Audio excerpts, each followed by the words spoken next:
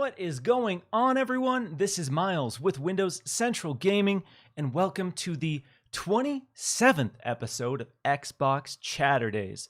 Today, I'm stoked to be joined by Blessing Adeoye Jr. of Kinda Funny.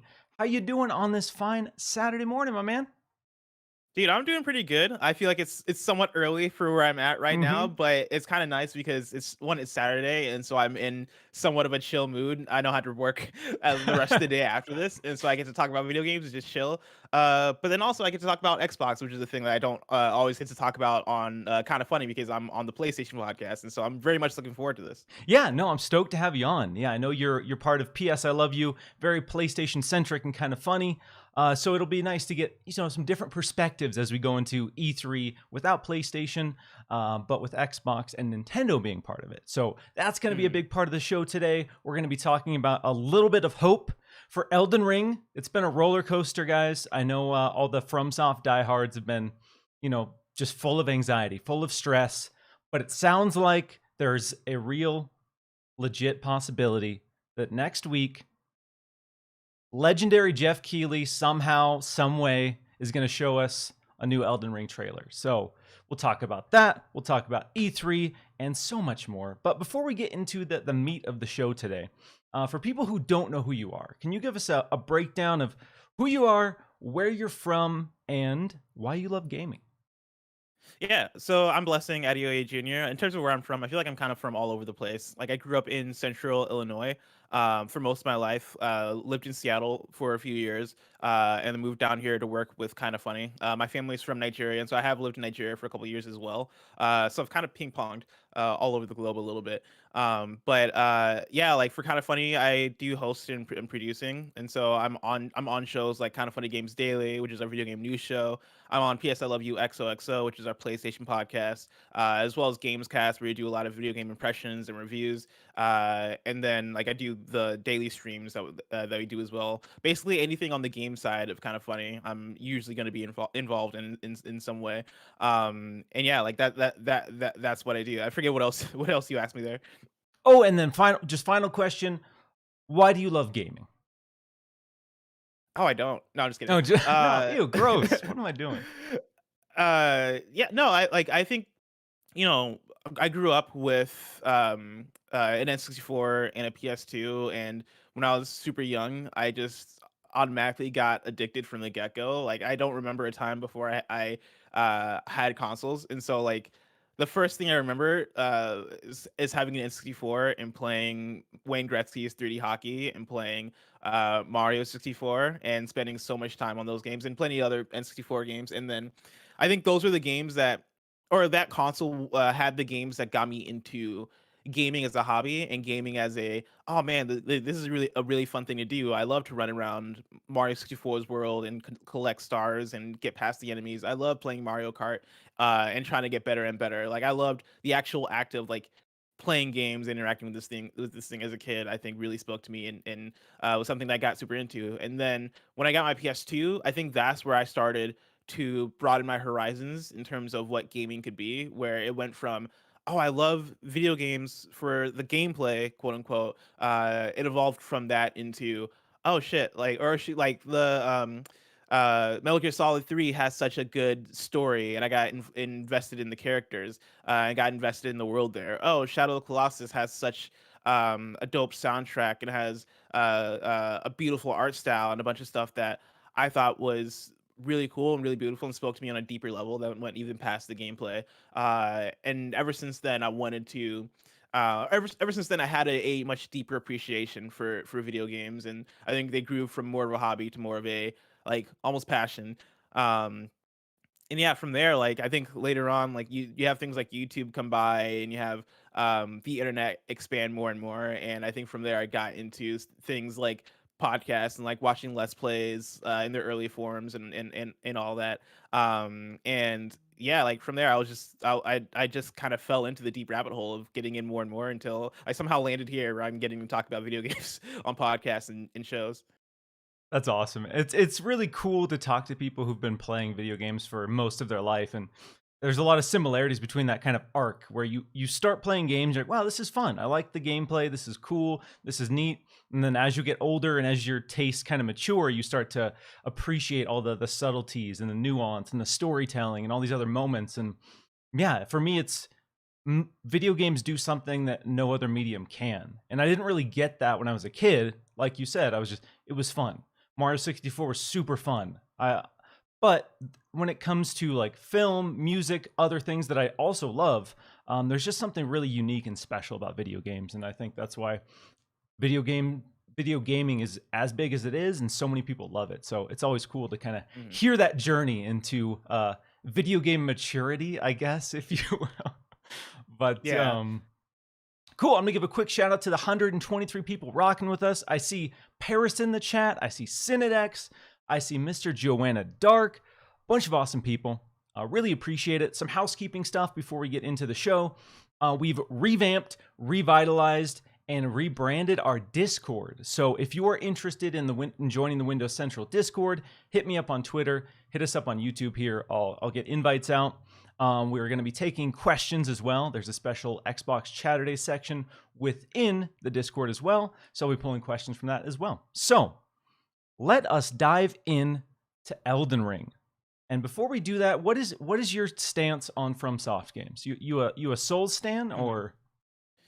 I very recently got super into some of the From Software games. In December, I ended up finally finishing Bloodborne for the first time, and Bloodborne is the first Souls game that I actually completed, Oh, and nice. that's the Okay, game that cool.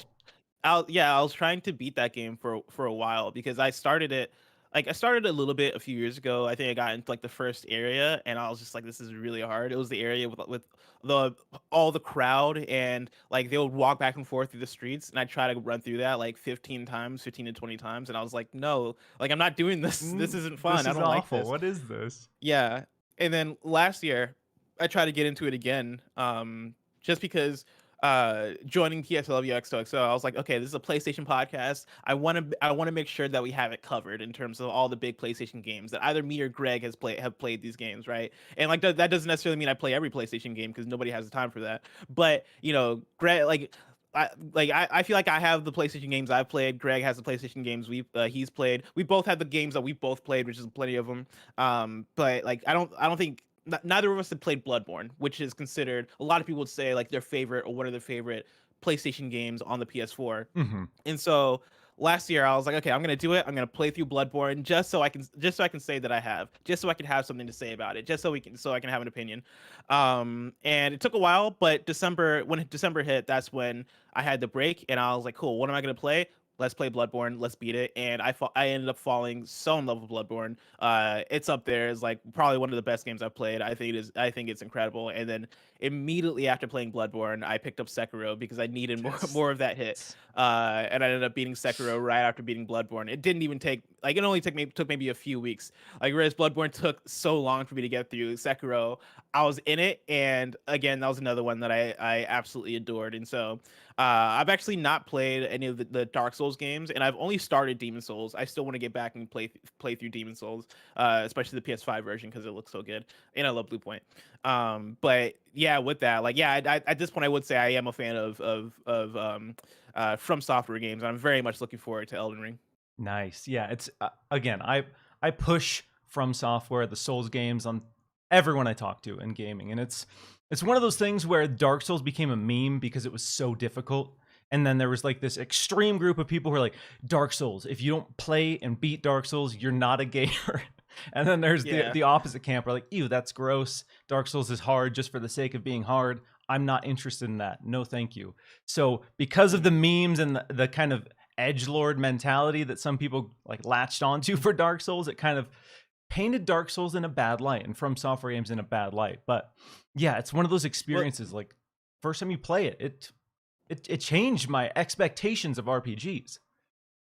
oh yeah, and it's perception of Souls games I think kept me away from the longest time because I remember when Demon Souls first came out. I had a friend that was super into playing Demon Souls and eventually Dark Souls and stuff, and he was talking about like when those games were first coming up, him and a few other friends were like, these are the hardest games ever released. These are the most difficult. They're like, it's supposed to be impossible to beat these games. And I would hear that and I would internalize that and be like, cool, I'm not playing those games That because I don't doesn't have sound time to fun. suffer. Yeah.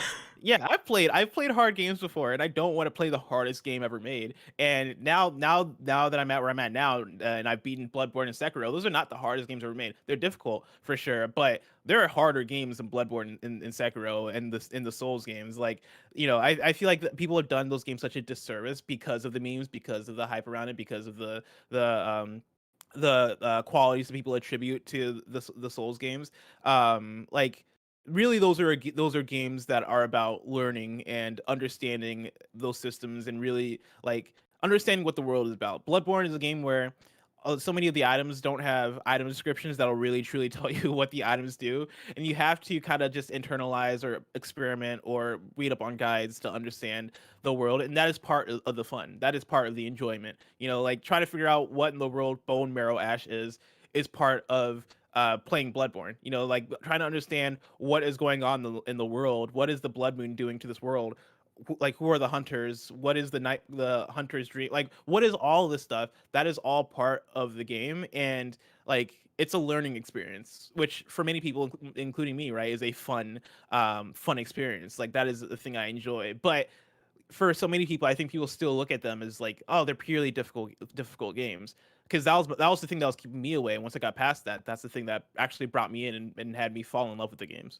Yeah, it's funny because so many people I talk to who've never played a From Software Souls like have say the exact same thing. Just I hear they're really hard, and that doesn't sound fun, Hmm. and that's their reason for never checking it out. So for them, they're gonna like ignore this beautiful world, this amazing gameplay loop because memes basically on the internet have said that this is the hardest game ever made. And like you said, it's not. It is a game where it does require patience and you do have to be aware of your surroundings and have situational awareness when it comes to encountering enemies, but uh it's tough but fair. Like a good parent. Hmm. It's tough but fair. Like they're not going to do anything that's unfair to you except for Dark Souls 2. That one's a little bit of a mess, but mostly the gameplay design is really well done. And so that's the reason I love it. I've beaten every single FromSoft Souls like, from Demon Souls to Sekiro, Bloodborne. That was the very first game I got when I bought a PS4. I was like, let's go. PS5, Demon Souls was the very first game I got there. So yeah, I'm excited for Elden Ring. Suffice to say, I would say if you haven't played any of the Dark Souls, um, Dark Souls 3 is, in my opinion, the best From Software Hmm. game. Better than Bloodborne, better than Sekiro. Dark Souls 3 is like their kind of the amalgamation of everything that makes those games special. So that one, I would say if you're going to play one Dark Souls, that is the one. Hmm. Dark Souls 1 is great, but if you didn't play it back in the day, it's a little rough. It's a little rough around the edges.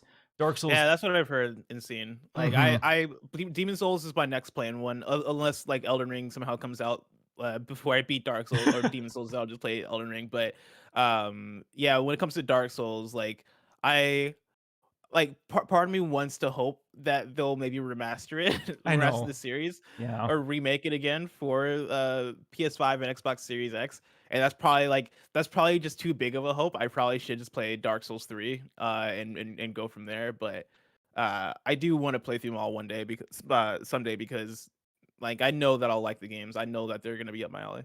Yeah. Shout out to Vadi Vidya. I don't know if you watch any of his lore videos, but Oh yeah, I have. okay, yeah, that's the first time ever in my life that I've spent like 4 or 5 hours just watching Dark Souls or any video game lore videos. I had never done that before, and that's kind of like the compelling thing about this universe is there's these little nuggets where you get just enough to know what's kind of going on, but you want more. And that's why those deep dive videos into the lore are so fascinating because on the surface, there is no story.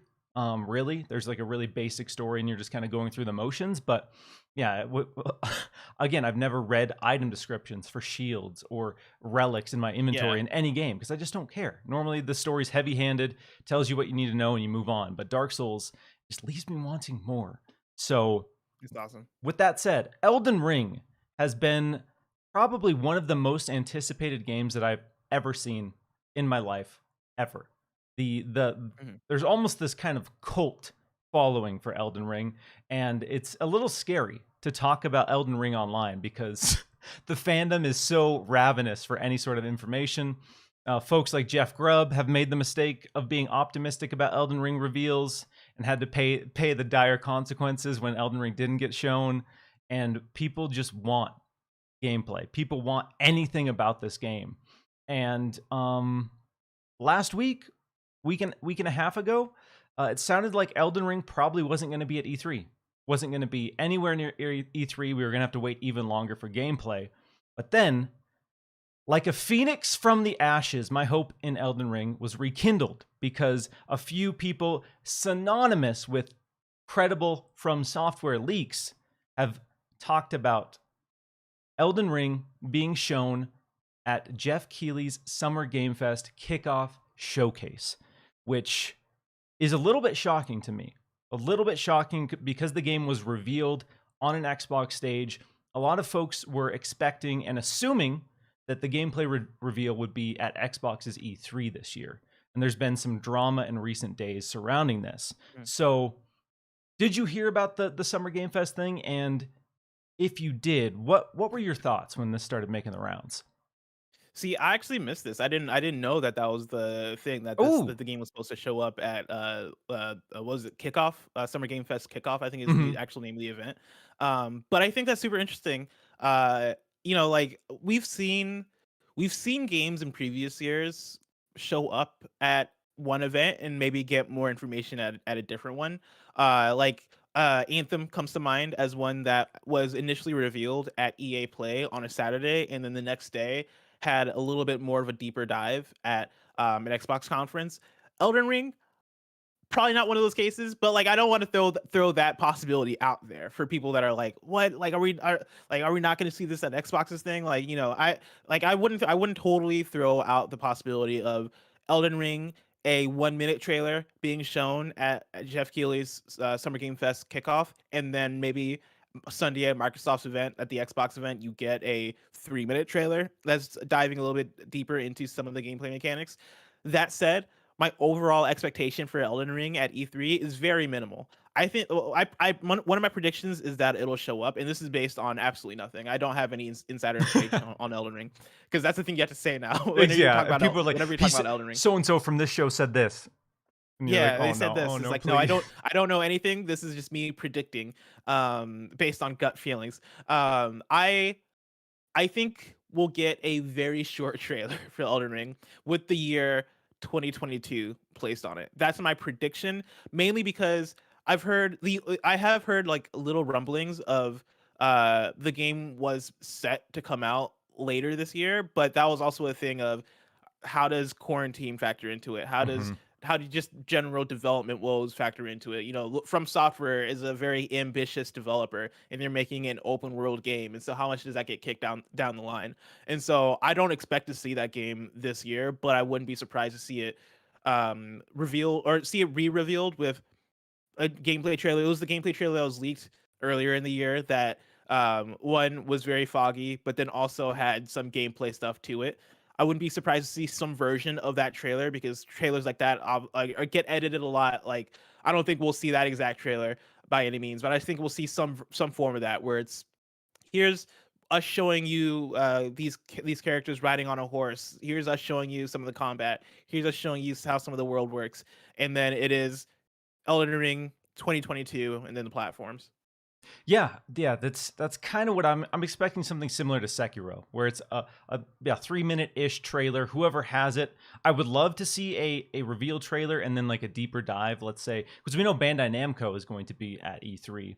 I don't Yeah. know that from or Elden Ring is going to be part of their showcase, which is kind of wild to me because that is their biggest game by far. But yeah, so I'm hoping we get some kind of trailer at Jeff Keighley's, and that might be the only thing we get at E3 ish. It sounds like, Hmm. but yeah, It sounds like potentially the game was actually supposed to come out in March of this year was the target, but like you said, COVID has kind of really affected Japanese developers more so than US developers, and it's affected US developers in a big way. So I'm Yeah. sure their window for that release got pushed a ton. So yeah, I think 2022 is a safe bet. As much as I would love for it to come out this year, I don't think that's the case. It sounds like they might still be targeting March of next year. They had an investor call somewhat recently where they basically kind of softly told investors, like, maybe don't expect Elden Ring. Like, we're still factoring it into our numbers potentially, but there's a chance that it gets pushed beyond that. So they might be targeting Q1, but there's a chance it gets pushed beyond that. But I'm ready for it. I want to see more of it. I want to see what it is, because we got a teaser Yeah. trailer in 2019, and then we got that leaked trailer somewhat recently, and it turns out that leaked trailer was actually from 2019 as well. So they've had a solid gameplay build of some kind for years now. So I'm curious, really curious to see what they're going to broadcast and showcase to the world. Because I watched that teaser trailer and it was bad. It was just obviously like an internal one. But the vibe to me Mhm. did not really ring like a From Software game. It felt like a trailer for a I guess Lord of the Rings game is kind of the vibe I was going for, but I guess that's kind of more in line with the high fantasy setting. So I'm curious to see like Yeah. what the tone is going to be. Is it going to be Dark Souls esque? Is it going to be Bloodborne esque? Or is it going to be a little bit lighter than both of those?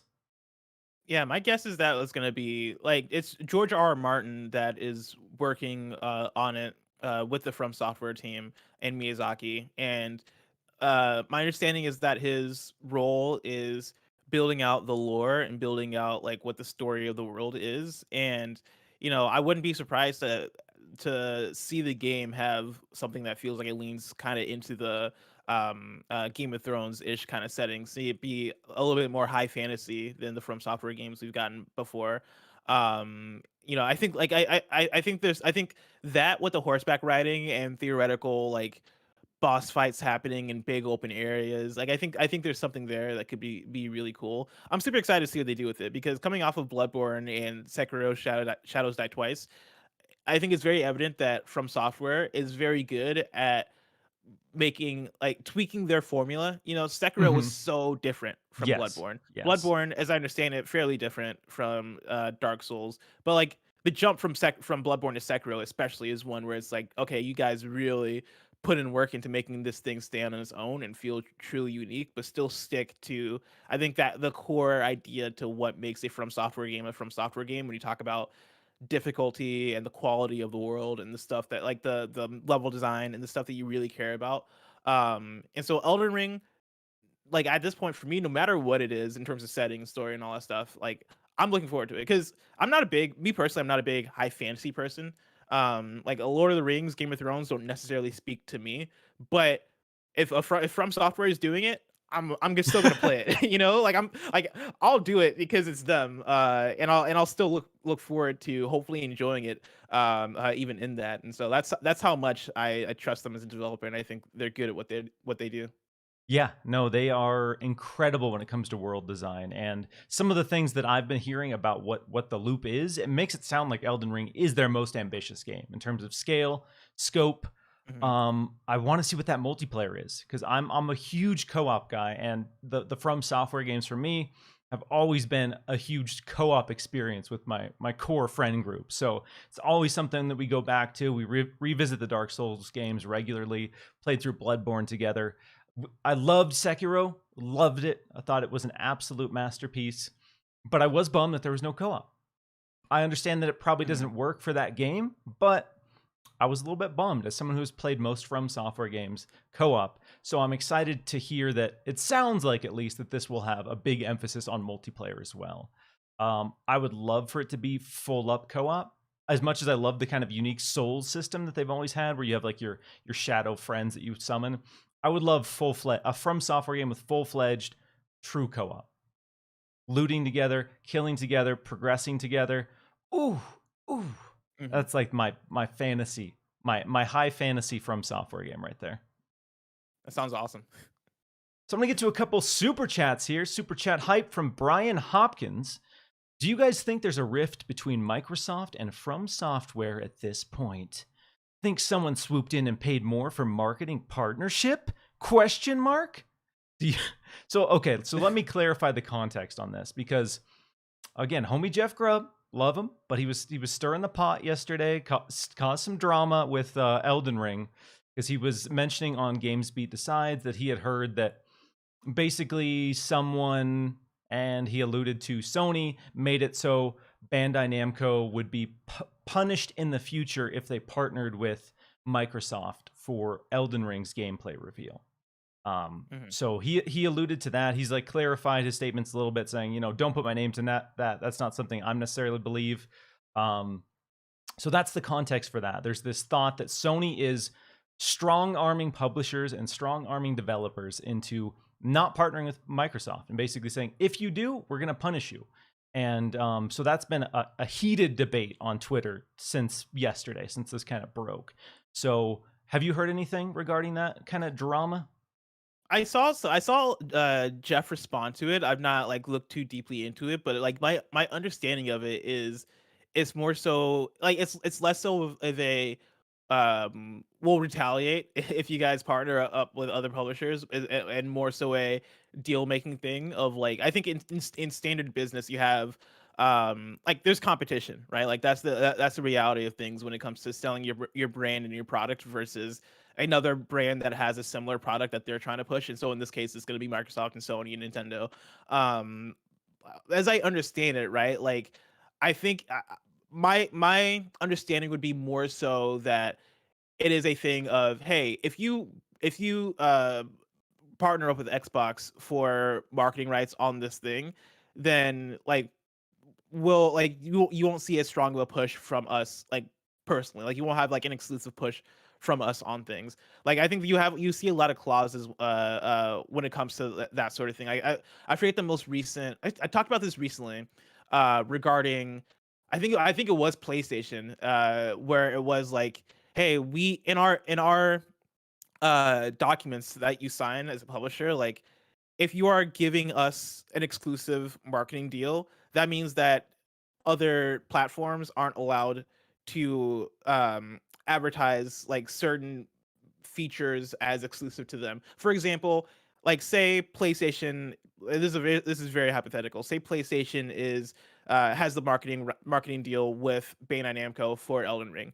Um, there oftentimes there would be language in the contract saying, "Hey, we are going to push like 4K support. We're going to push DualSense support. We're going to push 60 FPS and like these key bullet points that we want to market to the audience.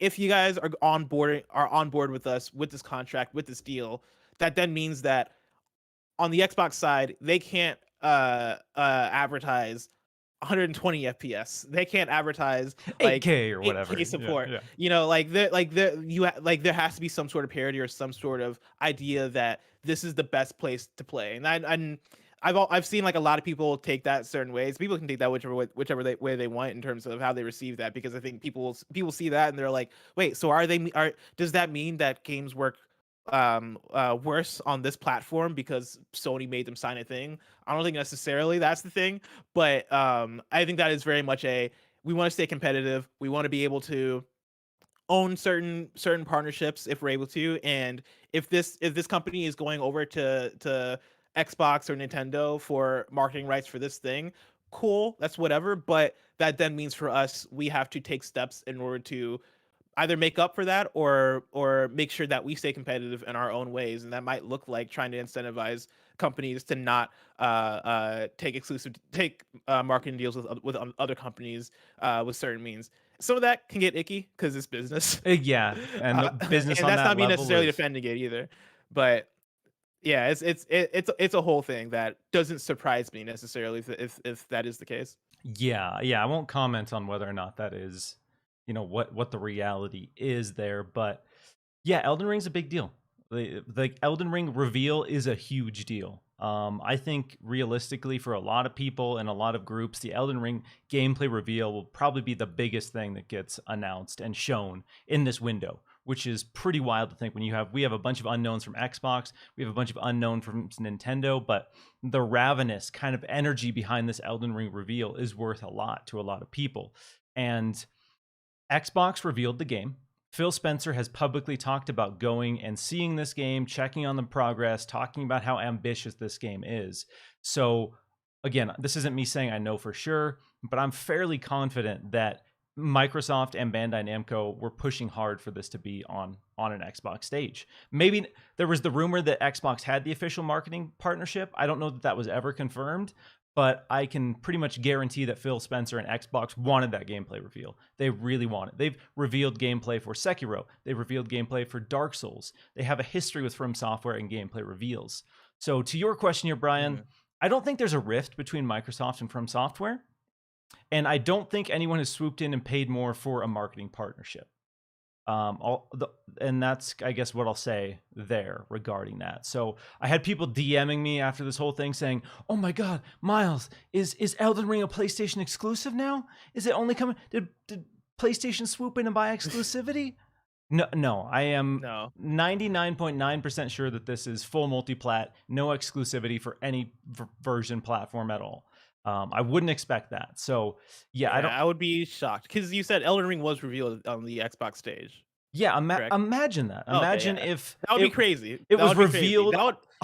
Oh, dude. Honestly, that would be maybe more blowback for PlayStation if that were the case, if they bought exclusivity after something was, because you remember when Tomb Raider, Rise of the Tomb Raider, whichever one was the second one, I forget if it's Rise or Shadow, the second Tomb Raider game of the rebooted franchise, that was announced as an Xbox exclusive. And people were furious because the first Tomb Raider game was cross-platform. You can get that on whatever you want.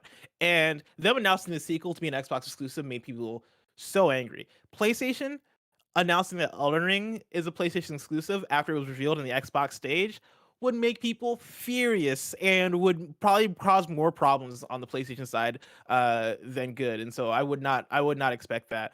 But I'm with you, right? I don't think there's a rift between Bandai Namco or From Software and Xbox. I think it's just a thing of, hey, like, E3 season is messy, and there are a lot of places where games can show up, and a lot of money being thrown back and forth. And it could be a thing as simple as where Microsoft maybe just doesn't want to pay as much money as it would take this time around to get on the stage, or it could be a thing of, hey, Bandai Namco has a place where they can show it, right? Because Bandai Namco has a conference, or they have at least like some event that they're doing. I don't know if it's a conference or not, but they have a place where they can show it, right? Or they can go to Jeff Keighley to show it. Like there are way more places where something like Elden Ring could show up than before, right? Like, but the E3 where Elden Ring showed up at Xbox's E3, like, where else would you expect it to be? You could have said PlayStation, or you could have said, like, that might have been it, right? Like, you're not going to expect that game to show up at EA or Ubisoft, right? Like, it has to be at one or two places, and Xbox might have been the ones to make the deal.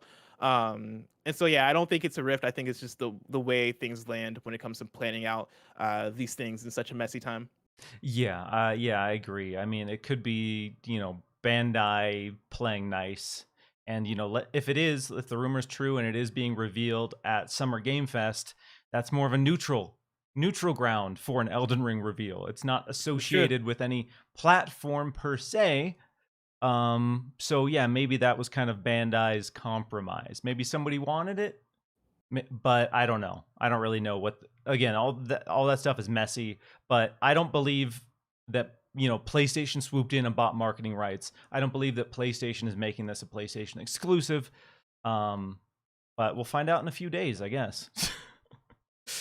Yeah. A couple more super chats here, and a quick shout out to the 237 folks rocking with us. Really appreciate you guys hanging out. If you're digging the show, hit that like button and share it out. Mr. Joanna Dark says, "Hello, Miles, murderer of Blinks and Conquer.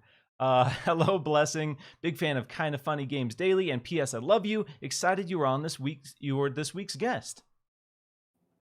Thank you. Oh yeah, and sorry, Mr. Joanna Dark. He wanted me to pick two Xbox franchises to kill to bring back Phantom Dust. So I picked Blinks and Conquer to get. See, Blinks I understand. Conquer? I only did that one to spice it up.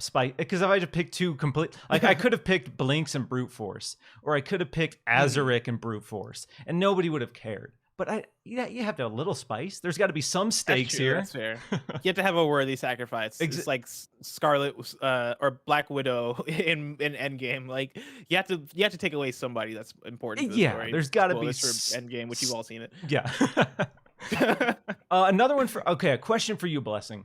Blessing, from Mr. Joanna Dark again here. Blessing, what Sony IP would you love to see make a comeback, and what two current IPs would you sacrifice to make your game a reality? And you can't use Knack. You can't use Knack? Oh, damn. Okay. One I would bring back, Dark Cloud. I would bring back Dark Cloud.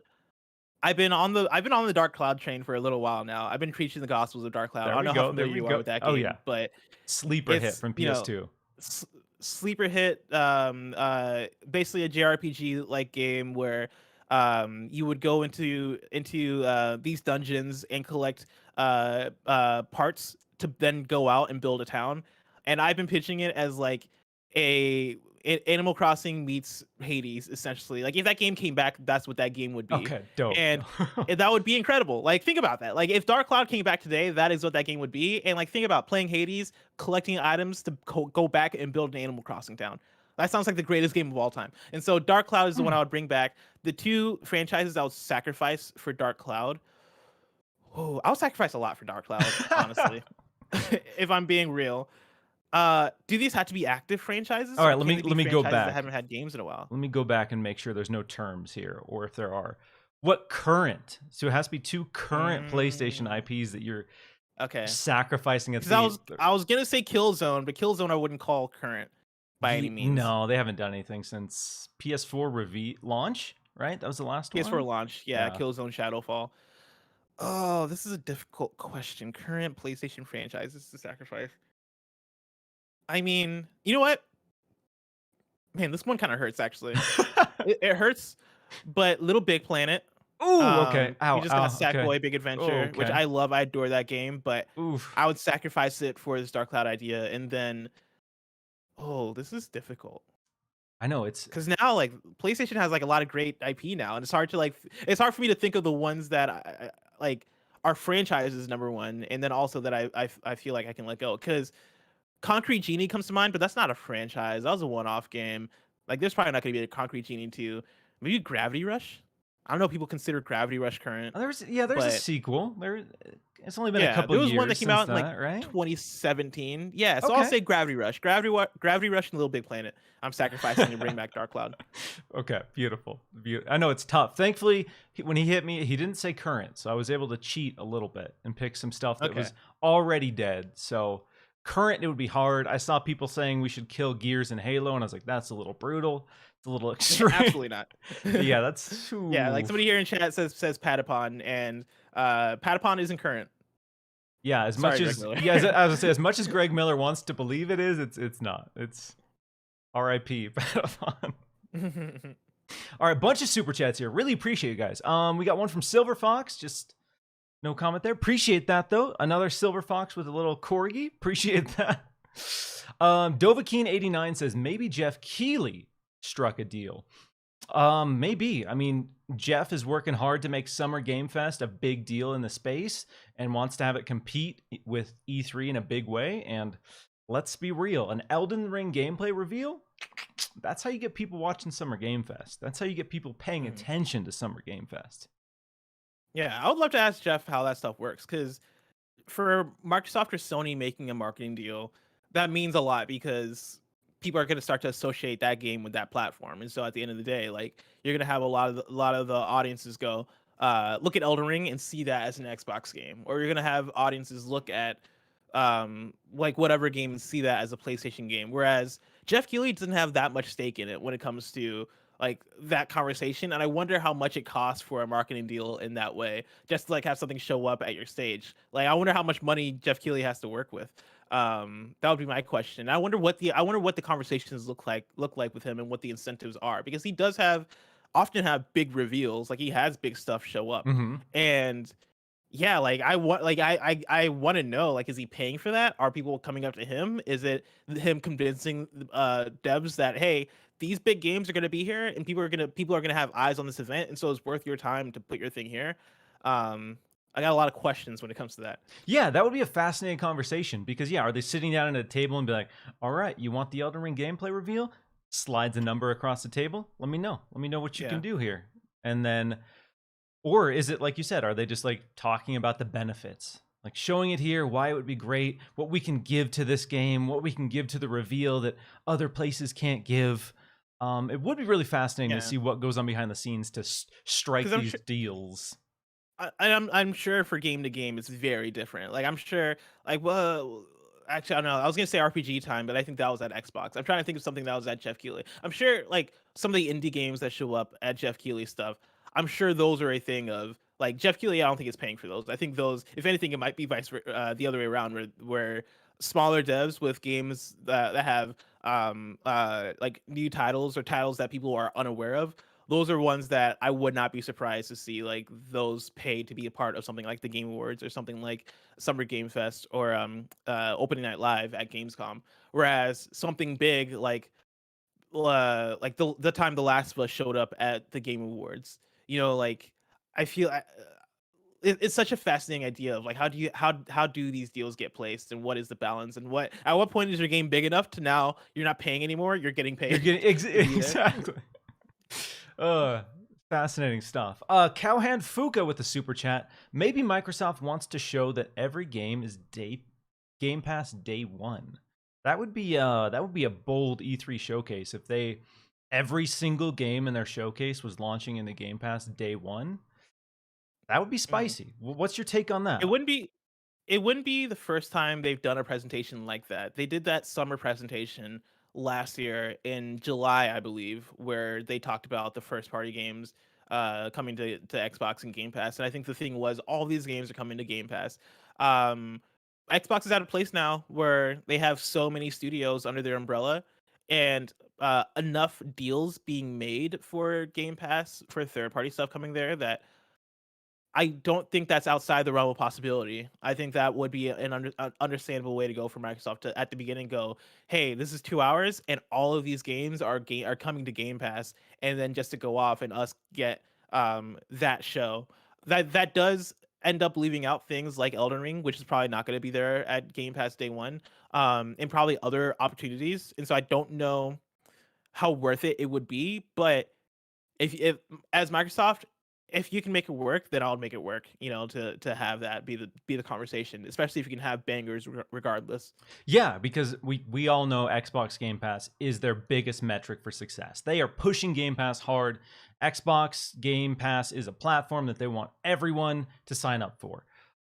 So yeah, that would be a really impressive showing if they could be like, "Hey, here are 90 minutes worth of reasons why you should have Xbox Game Pass."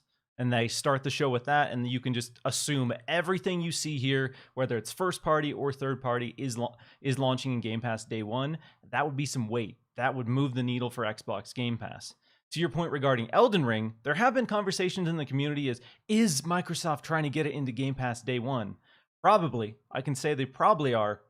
And I don't think PlayStation wants that. I think, not to say that PlayStation would beg Bandai Namco to stop that, but that is one game that PlayStation would Mm. absolutely not want on Xbox Game Yeah, Pass. and that would be one where I would start to believe the talks about like as PlayStation, if Elden Ring is going to be on Game Pass day one, I would take that as cool. We're gonna treat you as an Xbox game in that case, and like marketing for Elden Ring on our side might be toned down a little bit comparatively because, uh, like when you look at what Xbox Game Pass is and how powerful of a platform that is, and how much it does, like if you have an Xbox and a PlayStation, and you have Xbox Game Pass and Elden Ring comes out, why would you pay $60 to $70 for Elden Ring on PlayStation? Like why? Like what is the move there? I know some people prefer to play on PlayStation, but for me, even for me as somebody who is on a PlayStation podcast and PlayStation is my main platform, if I have to buy play if I have to buy Elden Ring and it's on Xbox Game Pass, I am going to play that game on Xbox Game Pass. I'm saving my $70. Are you kidding me? $70 is a lot of money. And so I kind of get the aggression from PlayStation if that is the move, and why they would then pivot their marketing efforts for Elden Ring if on the PlayStation side, if that would indeed be the case, because I think that turns into a different thing. Like I think that that's almost like Microsoft putting Sea of Thieves on PlayStation, where I'm sure PlayStation would allow it, but PlayStation, I don't know if they would necessarily push it and go hard in terms of like promoting it. You know, it would be a thing of, no, Sea of Thieves is on PlayStation, so play it if you want, but like we're not gonna own this. We're not gonna be proud of this. Yeah, no, for for PlayStation, Game Pass is probably scary when it comes to multiplats. When we've seen, Outriders, we've seen MLB The Show, these pretty Mhm. big multi-platform games. The MLB The Show thing in particular, extra spicy because this was the first time it's ever come to Xbox. And the first time it ever came to Xbox, they got to deal with the MLB to put it into Game Pass, and that is a PlayStation developed game. So after that situation, I'm sure they're a little salty about how Game Pass deals can play out. And Yeah. yeah, like you said, if you have both, if you have an Xbox and you have a PlayStation, I've been in the same camp. I have a PS5 and I have an Xbox Series X. I was gonna buy Control Ultimate Edition on my Xbox, but it came to PS Plus. I didn't buy it on Xbox.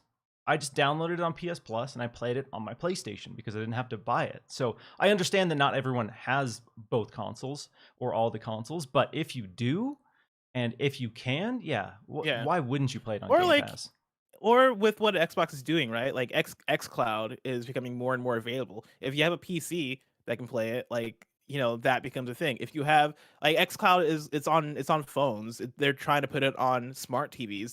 They're becoming way more ways to play Xbox than having an Xbox console. And so if you have something like Outriders as an example, Outriders comes out day and date on Xbox Game Pass, and then also launches on PlayStation day one. Like for me, if I'm spending that 60 to $70, um but I have a streaming option on my smart TV where I can play it for $10 or $15 a month with Ultimate, I might as well just play. I might as well just stream that game, right? Because like, how long am I going to play Outriders? Given the how it went, probably a week. I'm not going to spend that much money again for a game that I'm going to pick up, put down. I might as well just stream it, or I might as well play it on my phone, or I might as well find a way to play it that's going to be as cheap as possible. And Hmm. that might not even I might involve playing it on Xbox and not even having an Xbox console, which is part of the like that I think that is what makes that strategy for Xbox so strong, is that they can build on it in that way, and it becomes a genuine um uh like a genuine force for how we get games. Yeah, because Xbox wants it everywhere. I see a world where we just start seeing apps built into TVs natively. Like you have your Netflix app, you have your Hulu app, and then you have your Xbox app, and you just open the Xbox app on your TV. If you want to stream games through Game Pass, boom, that's it. You don't need anything else. You can get a controller if you want, and you're playing whatever game you want. And that is the future that Xbox sees. And that is a scary possibility when it comes to PlayStation, who's pushing game sales, pushing hardware sales as kind of their main driver. When you have Xbox reaching out to anyone, anyone and everyone, and giving them like literally the cheapest possible way to play all of these games. Hmm. And $60 is $60. I mean, Yeah, that's the big thing. Games are getting more expensive. and I gotta have conversations with my friend group now. I'm like, hey, are we picking this up? We gonna play this? I'm like, are we gonna play this? If Yep. I'm shelling Yeah. out $60, are we gonna play? If you bail on me in 2 days, I'm gonna be salty because I've had that happen so many times. Where we buy a game, spend $60, we play it for 2 days, and we're done. And I'm like, oh, hurts a little bit. I'm right there with you.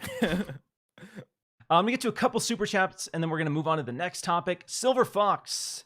We definitely need a Halo Infinite Elite Series 2 limited edition controller at E3. The Chief is back.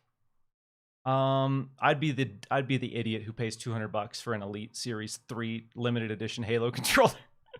Hell yeah. Like I'm not a huge Halo person, but I'm definitely like a big fan of when fans just love a game so much that they're like, no, I'm porking up the money for this thing because this is like that would do that. I would do that for like a Bloodborne or the Breath like if there was a Breath of the Wild Switch, which I'm sure there actually was. But like if they're like if Breath of the Wild 2 comes out with exclusive Joy Cons, like I'm buying those Joy Cons. You know, Oh I'm gonna show up for that. yeah, yeah. Right after I complain about spending $60 on a game, I'm gonna talk about buying a $200 controller that I have no need for whatsoever. But that is the power of some of our favorite franchises, and I love those collector's editions things. My Sea of Thieves, Oh yeah. my Sea of Thieves controller, one of my favorite controllers ever. Um, haven't even used it; it's just sitting in the box. But I just love the way it looks, and it's just a beautiful controller. Paid $80 for that thing. How much of a presence do you think Halo Infinite is gonna have at Xbox's E3? Do you think that's gonna take up like a large chunk of their presentation? I think Halo and Starfield will be the two biggest things. I don't know how long. I would say at least 5 minutes for each. Maybe Mhm. a little bit longer. I don't expect like 10, 15 minutes though for anything at the showcase. I think it's gonna if Mhm. they're showing 90, and I think their messaging is gonna be like the number of games. They want to let you know, because there's the meme that they have to combat right now that a lot of people still throw around, that Xbox has no games. And so their messaging for this showcase is going to be, we do have games. Here are 90 minutes of games. And they're just going to dump game after game after game. But that being said, Halo Infinite, I'm expecting at bare minimum 5 minutes, probably in between 5 to 10, I would say. Mhm. Yeah, like part of me wants the Starfield thing to be like Fallout 4 in 2015, that E3, where Bethesda's E3 was just solely focused on that game for the most part, and they were going through all the different intricacies and all the different details. It's not going to be that because Starfield seems like it's going to be a ways off. And back then, Fallout 4 was coming out later that year, and that was the big reveal. But yeah, like I can kind of see I can see it being a 5 minute thing of here's your introduction to Starfield. And Starfield, you're gonna go from planet to planet. This game's gonna be a lot like Mass Effect. And like I think they're gonna go through all that. And Halo, I think for Halo, it's gonna be hey, you guys saw, and I don't think they'll say this verbatim, but the energy will be, you guys saw Halo back last summer. You guys got a look at what the game was then. Let us show you how far the game has come now, and it will be like this. I think it'll be them trying to redeem themselves, like not loudly because like I feel like the hate for that Halo demo that we got in July was like very focused on like the fan community and like people who are in the forums and the Reddits. I feel like those are the people that were probably the loudest on it. But like for me as somebody who's not as in tune with Xbox, I watched that Halo reveal and I was like, this looks cool. Like I can dig this. I don't know. The hook shot seems really awesome, or the grappling hook seems really awesome. Um, but I think this E3 for them will be them trying to gain that ground and be like, hey, this looks fantastic now. This is what next gen can do. This is what Halo can do. This is what Halo is. And I'm sure that they'll probably get into things like I think they get into things like multiplayer and actual modes and the things that Halo fans look forward to and double down on. Okay, it's coming this year and you can play it in beta or whatever in August or whatever the plan is. Yep, that's kind of what I'm expecting too. I want them to really own the kind of negativity of the last showing, because I'm in the same camp as you. I'm a huge Halo fan, and when I saw that Mhm. gameplay reveal, I was watching it live with a buddy, and we're like, "Yeah, that grappling hook looks dope. The Warthog, yeah, let's go." And it really felt like a bigger version of Halo Combat Evolved, like one of the most Yeah. beloved games of all time. And then I go on the internet and there's so much negativity surrounding it. Like people very vocal about how bad Infinite looked. And I was like, I wasn't blown away by the graphics. Like it didn't floor me. I wasn't like, this is a showcase for next gen, but I didn't think it looked Mhm. that bad. But Yeah, obviously I people like the did. art style of it. Like that's my thing is I like art style more than I care about art style more than I care about graphics. And so if you can make a game shine in like not how detailed things look, but just the how things look, then that'll probably speak to me more. And for Halo Infinite, at that reveal, I liked how it looked because it did remind me of Halo Combat Evolved. Like it did have this kind of energy to it that felt like it was trying so hard to harken back to the original games that people adore. And so like I think the place where they fumbled a bit was just the fact that this is a game that they're advertising for next gen. And with that in mind, people look at that and they're like, "All right, what can next gen do? What is next gen going to look like?" And we show a game that looks like it's from current gen or looks like it looks like a tad bit dated in graphics.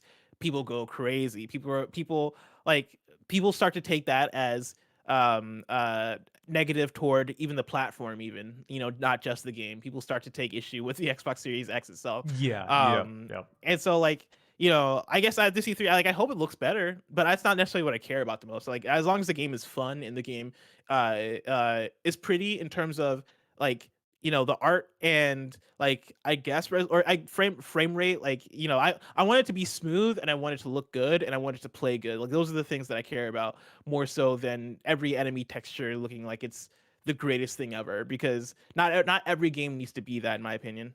Yeah, for me, Halo has never really been a graphical showcase anyway. Like if you look at, how Halo 3 looked, how Halo 1 looked when they launched, they weren't necessarily the most graphically impressive games, but Halo's always been about like core moment to moment, like really fun gameplay. And it seems like they're expanding on that. Like the grappling hook, I've heard some things about potentially like a javelin being involved. There's some really cool physics ideas that they're throwing around with this, and if it's fun, yeah, that's the most important thing to me. So I want to see a multiplayer suite, I want to see some of the new gadgets, and I want to see some of the new vehicles. And if you give me that, I'm good, I'm happy. If it runs at 60 Mhm. and it looks fine, then let's go Halo Infinite, baby. But I understand people's need for that next gen graphical showcase because, Yeah. again, not to throw shade at any particular group in the fandoms here, but really where that stems from is you have vocal people on the PlayStation side showcasing, touting off the graphics for their favorite IP. And then you have people on the Xbox side who take offense to that. And they want a game that they can basically throw back in the face of loud PlayStation fans to be like, look at Mhm. this. We have Halo. Halo looks this good. And I think that's where a lot of that comes from, that like need to have Yeah. Halo Infinite look like the best game ever when it really doesn't. But Yeah. I know, like, Almine in chat here mentions expecting top tier visuals from their biggest franchise on the more powerful console after being delayed for a year is not an unreasonable expectation. oh no. And I feel I feel where people are coming from with that. I think my thing is, like, graphics are not the end all be all for me. Like, as long as the game is, like, incredible and looks good, then I'm down for it. I think I think that's enough for me, especially when you have other franchises that are showcasing graphics. Like, Microsoft also has Forza. Forza Horizon are some of the most beautiful looking games I've seen graphically. Like, those are really good looking games. Like, you have Gears of War. You have plenty of other games that also look incredible that can hold the mantle for this is what graphics can do. I don't think every single AAA or quadruple A quote unquote game that you put out needs to be like godly looking. Like that. That said, like, I look at games like, even this is gonna be a weird example. Stick with me. Like, you get the Nintendo Switch in 2017, and that comes out with Breath of the Wild, and Breath of the Wild is like my favorite game of all time now. That game is not like the most graphically intense game. That game is not No. like a like that game chugs in some places, but the art style is so good and the gameplay is so good and the world is so vast and it hits on so many other levels that, for me, go way beyond graphics. I don't care about graphics at that point. I just care about the game.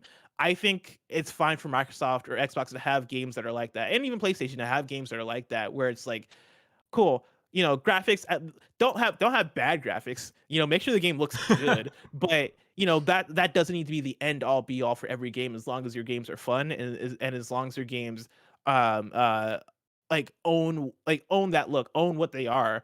I think that works for me. But I definitely understand people also being like, well, I got my next gen console. Why'd I get it if I'm not going to have good looking games? I also get that too. I feel that. Exactly. Yeah, the Xbox in particular, unfortunately, didn't really launch with any big first party games. It still hasn't really had any major first party games since its release. So I Yeah. understand people want that like big showcase of their new consoles. And I also agree that with a year delay, I'm glad they delayed it a year, and it should, and I imagine that it will look a lot better than it did.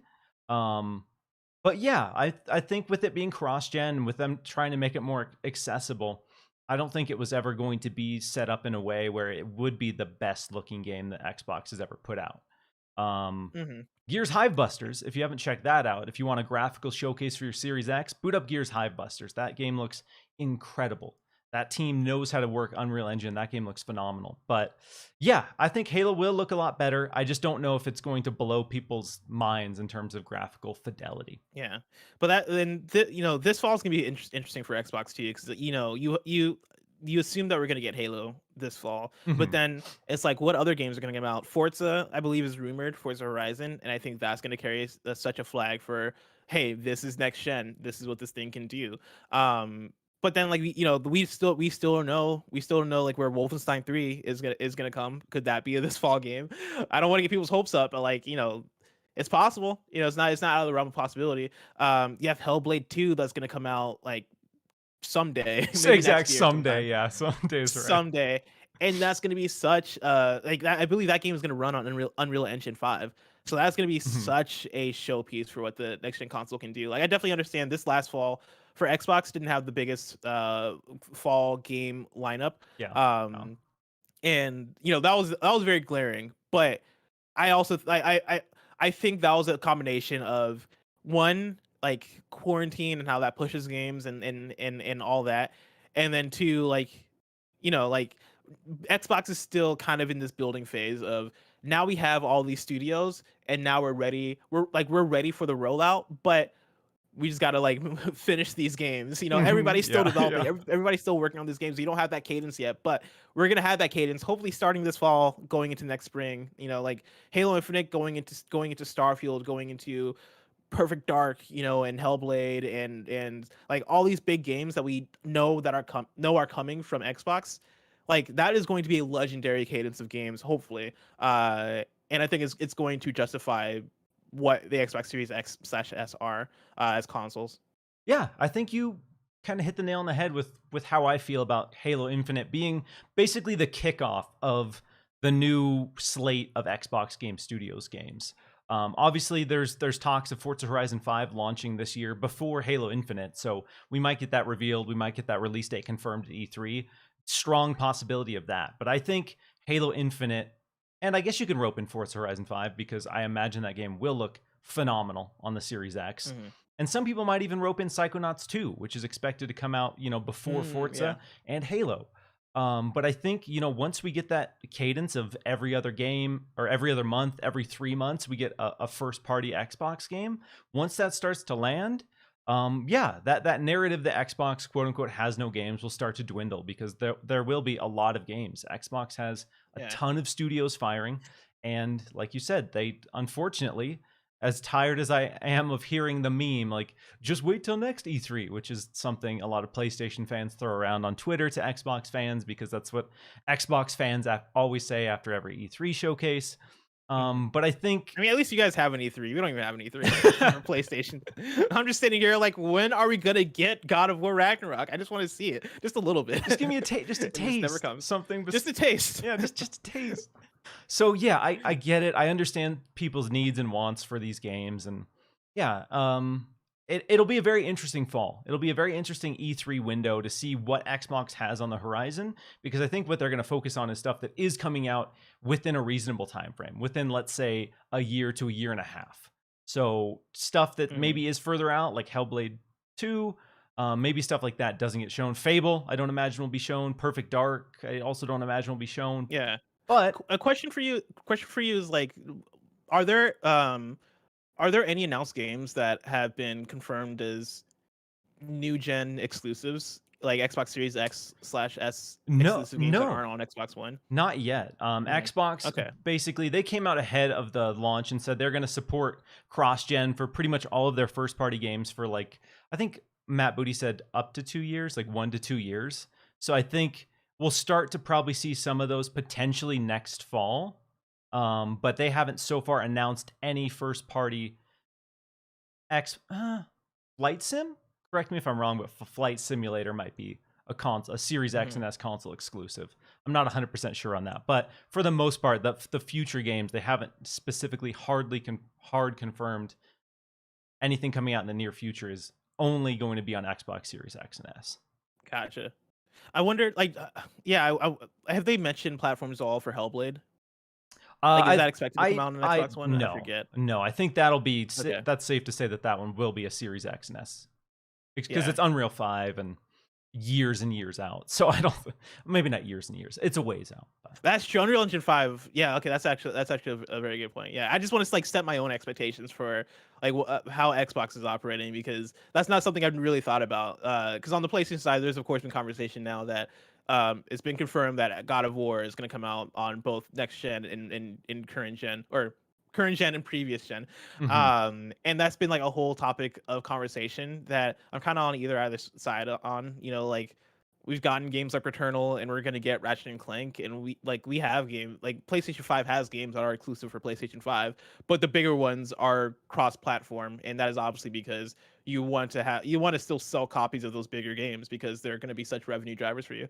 Um, but when we talk about next gen and how to take advantage from next gen, I've been, I guess, curious on like what the Xbox, like what are true Xbox next gen games like doing and looking like. And so I assume those will be your Hellblades and Perfect Darks and like, I was gonna say Starfield. Well, Starfield probably is gonna be cross gen, but like, I think we're gonna start to get those, and those will be like the true showpieces. And I think that'll match up with pretty much any previous gen, where you don't get the best of the best looking games and playing games until later on in the gen, because it takes developers a while to grapple with hardware and understand it. And then also there's just the tail that we'll have as people are getting their hands on new consoles, and not everybody's able to buy these games. And so you kind of have to, especially as a third party developer, put your games or develop your games for both platforms so you can actually sell those things.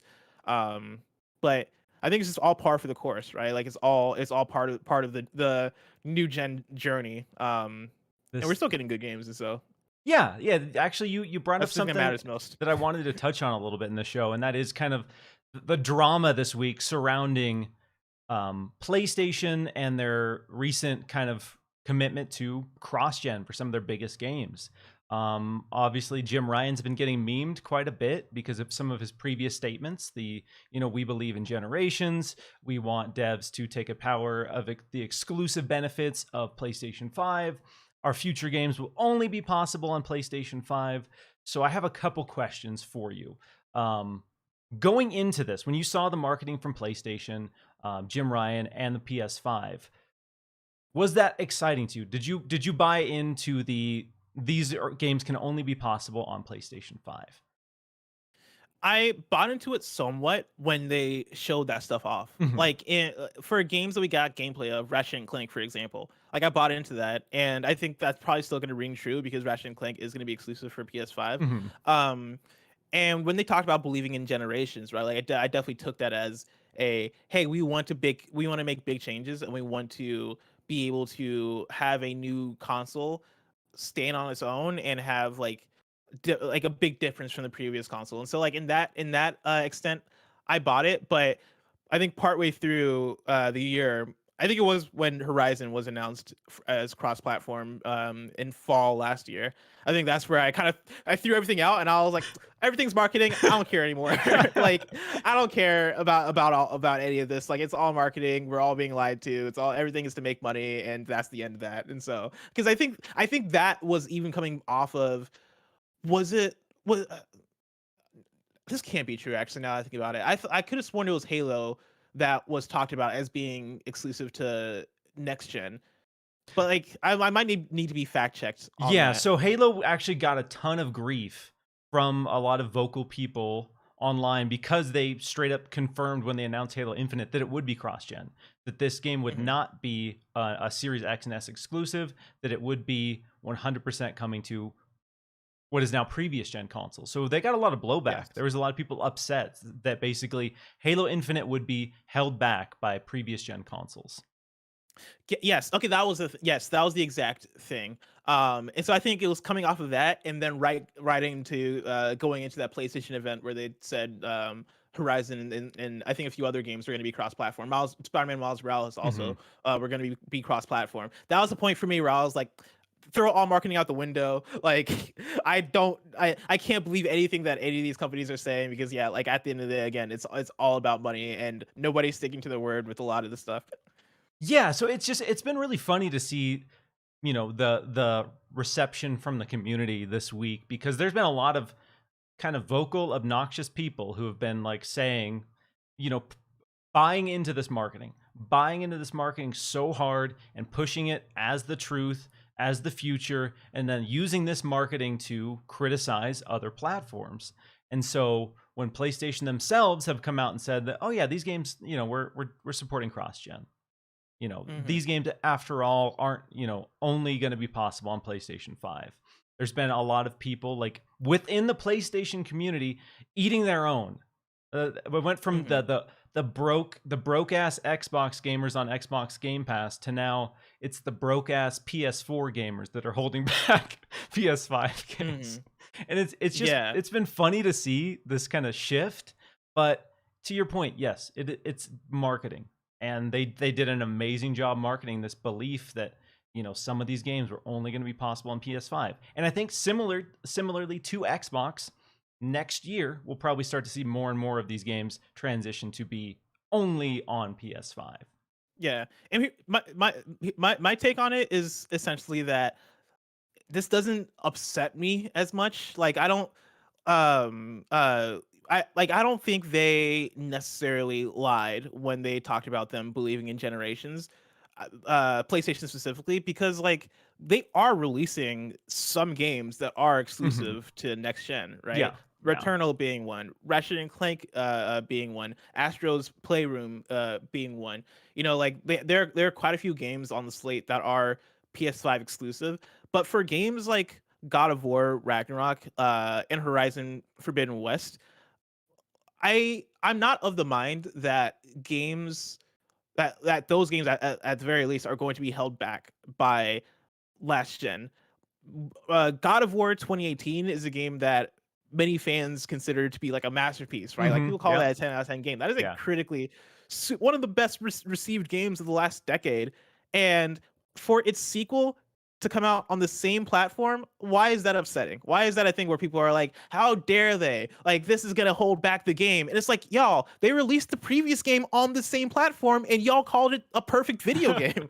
Like, Not why that is many this years such a big ago. deal? Not that many years Yeah, ago. like that, not that many years ago, like 3 years ago. And just because it's going to be cross platform doesn't mean that it's not going to take advantage of stuff on the new platform. Like, yeah, you might not be traveling through portals like in Ratchet or rifts like in Ratchet and Clank at a brisk pace, but like does that matter? Like how like when the game is still going to like look beautiful on next gen, when you're still gonna have more detailed textures, when you're still gonna have performance mode and 60 FPS, maybe even higher FPS depending, when you're still gonna have 4K, when you're still gonna have ray tracing probably, when you're still gonna have all these different things added on to a next gen version that is going to make it a next gen game. That's a conversation that we've had quite a bit leading into next gen, is when are we going to get that first next gen game? Me and Greg on PSLW talked about that, because somebody wrote in with a question a while ago at PS5 launch of like,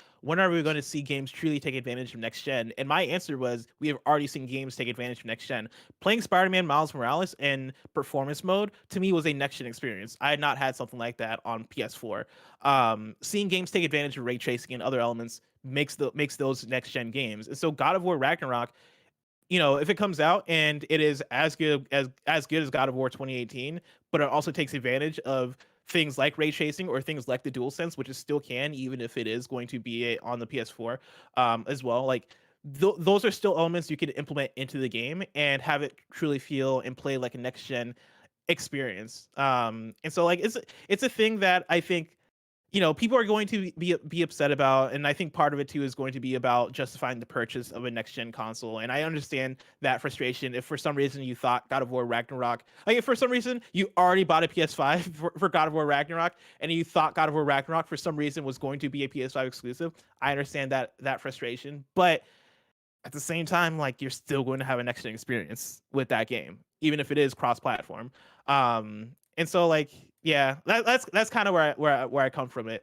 Um, come at it from. And I echo the same thing for Xbox as well, where like there was the talk of Halo being held back by uh I guess previous gen, Mhm. but like if that game didn't look good on previous gen, then it probably just didn't look good, period, right? If you're somebody who complained about how it looked, that probably wasn't a previous gen thing. That was probably just the fact that the game didn't just wasn't up to par in the standards that you had. Um and so I don't think it's as much of a big deal when games are coming out cross platform on previous gen and in the new gen. Yeah, I really appreciate getting your kind of take on that because I'm in the Xbox space. I'm in the Xbox community. I have a PlayStation. I have a Switch. I don't like to feed into any of the kind of fanboy stuff on this show, but there are a lot of people in the community who just want me to dunk on PlayStation. When I'm on here, they want me to like look at what PlayStation's doing, look at their marketing, and then come in on this podcast and just slam dunk on PlayStation. And you know, yes, they've made some missteps, but I think a lot of what you said is what I've been saying for a while. It's, if teams fundamentally had to, cut things out or change things or couldn't make the game looking good, and they came out and publicly said that, then we can have those conversations as to, is this game being held back? Developers are saying Mhm. that they can't do the things they want to do because of previous gen hardware. We had something similar with Horizon and like flying. They mentioned that they couldn't do the flying that they wanted on the base PS4. So when Mhm. Forbidden West was revealed, people are saying, the PS4 is holding it back. They have said it is holding it back. And, to that point, sure, maybe you can have those conversations. But I don't imagine fundamentally that there's a lot of things that they weren't able to do or couldn't do. And I don't imagine that the game is going to be bad. Again, Horizon, pretty much universally beloved. It had the misfortune of launching next to Breath of the Wild, which is an absolute masterpiece and kind of dominated the Yeah. conversation for a while. But generally speaking, everyone loved that game. So even without that one element of it, does that make it a bad game? And I would say no. But again, you have people who just want that next gen extreme experience. To them, I say, if developers are really catering to only the most high end hardware, the graphically demanding, the most system impressive, then we'd all need $3,000 PCs to play games. And that's just not the reality. These developers fundamentally don't often look at the top end specs when they're designing a game because that is Yeah. just such a small piece of this pie. And I get the need for those next gen only games, and we will get them. But for now, if a game's already been in development for 5 years, your Starfields, your Halos, stuff like that, why just only release it on next gen when fundamentally what they were designing for probably wasn't the Series X. They didn't even know what the Series X specs were going to be when they were making these games. Yeah, exactly. I think there's somewhat of an glamorizing of the idea of like a next gen experience, and when it comes to game design and when it comes to making games, like you can make like Breath of the Wild was one you just brought up. You can make incredible games on hardware that don't have SSDs. Devs have been doing it ever since like we just got these consoles, and like we've had incredible games for the last like however many years.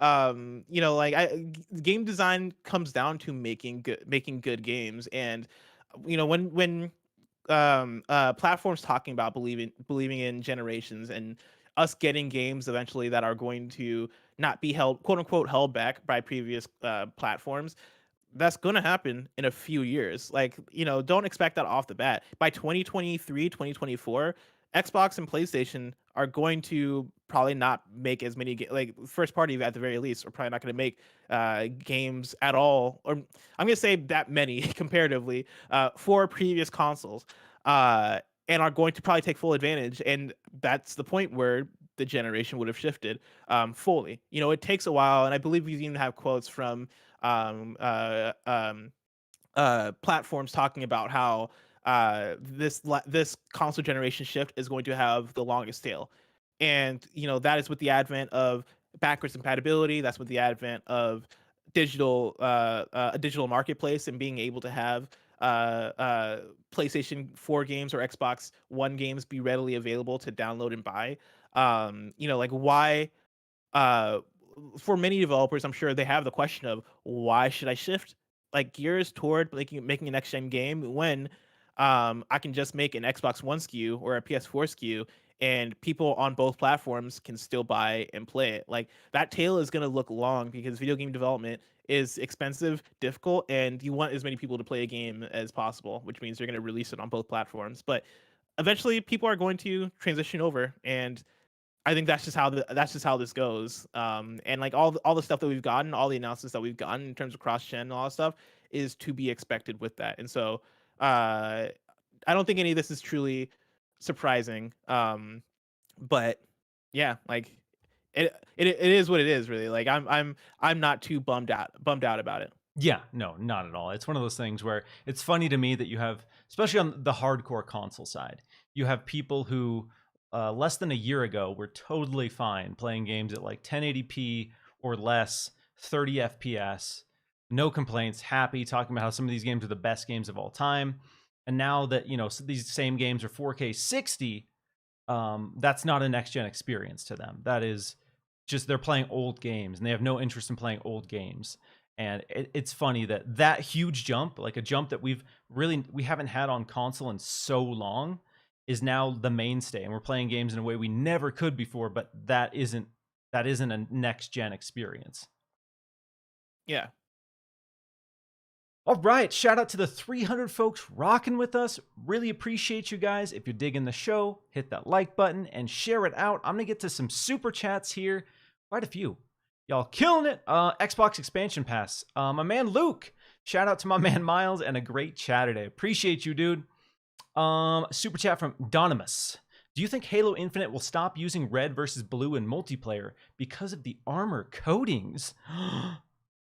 That would be a big change. Or again, you're not the biggest Halo guy, right? Yeah, I got nothing to say about that. Okay, yeah, it's man. I hope, because Halos, like recent Halos, have had a lot of options for color customization. Like, so you can fully color customize. You can customize your armor, but then you get into a match, and my sick orange, black, and gray armor is just red or blue. And so I would love for them to figure out a way to make that work more universally while still having like an obvious distinction for teams. So I don't know if that is the case. Red versus blue is so classic with Halo, so synonymous with Halo, that I have a hard time believing they would ditch it, but I kind of would like if they did, honestly. Mm-hmm. All right, Mr. Joanna Dark with the super chat says, suppose Microsoft decided to make a Souls game. Which Microsoft studio would make it? What would the combat setting and story look like? Ooh, I like this question. Yeah, what do you think? If Microsoft is going to make a Souls-like, what team is making it? Oh man, you know what, man? Is the Gears team? Is that the Coalition? Yeah, Coalition. Yeah. I feel like they could probably do a decent Gears game or a decent Souls game. Like I feel like I don't know why, but like from everything I've seen of Gears, I think Gears has like the good enemy design Mhm. and the good art style and art direction that could translate well to that type of game. And you could even make a Souls game with guns. You know, I think that could like a Gears like Souls game. Okay. I think Oh, could okay. work. I think could work surprisingly well. You know, I think there's something there, and so I want to see the Coalition work on it. I like that. I mean, Remnant from the Ashes was a really cool kind of sleeper Souls-like, and that's basically what it reminded me of. If Gears of War was a Souls-like, it was kind of that setting. And obviously that was kind of like a double A, smaller scale project. But yeah, giving Mhm. Coalition a big budget to make an epic Souls-like where they can just go wild with their creature design.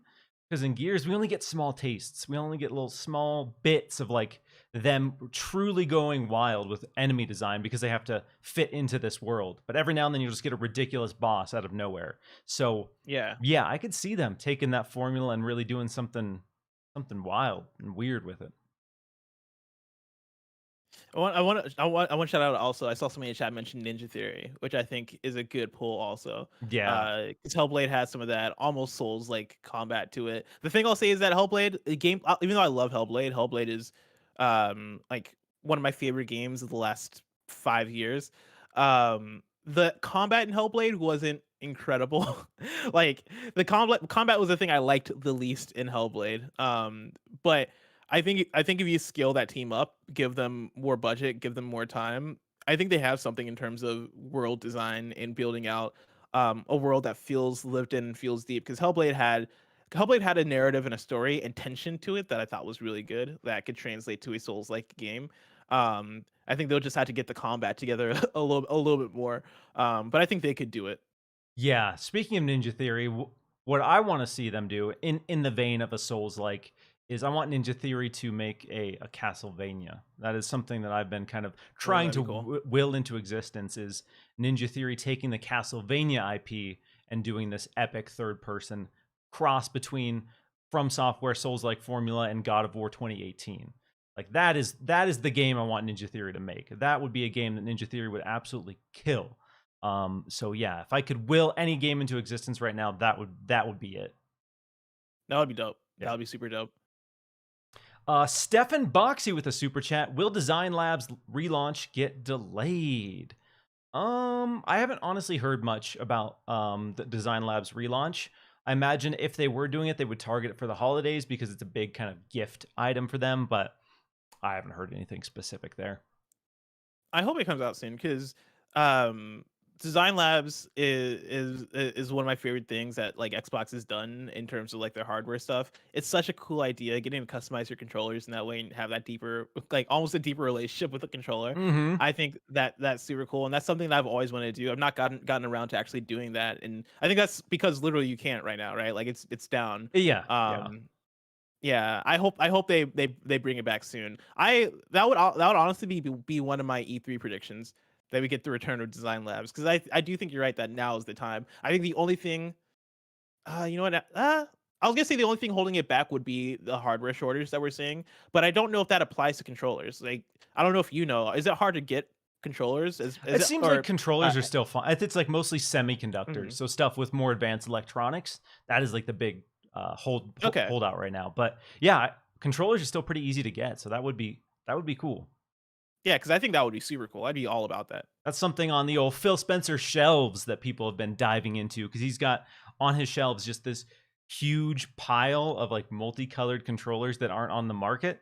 So people are like, "Oh, are they teasing the comeback of Design Labs?" And that would be cool. I would order another one because I as subtle as the changes are, I love the new Xbox controllers. They didn't do much to tweak it, but the tweaks that they Yeah, made, ooh, just the tactile they're response and great. the trigger or the bumpers and the D-pads, like because that was my biggest complaint with the Xbox controllers is the D-pad and the bumpers especially didn't feel as responsive as I wanted them to be, Hmm.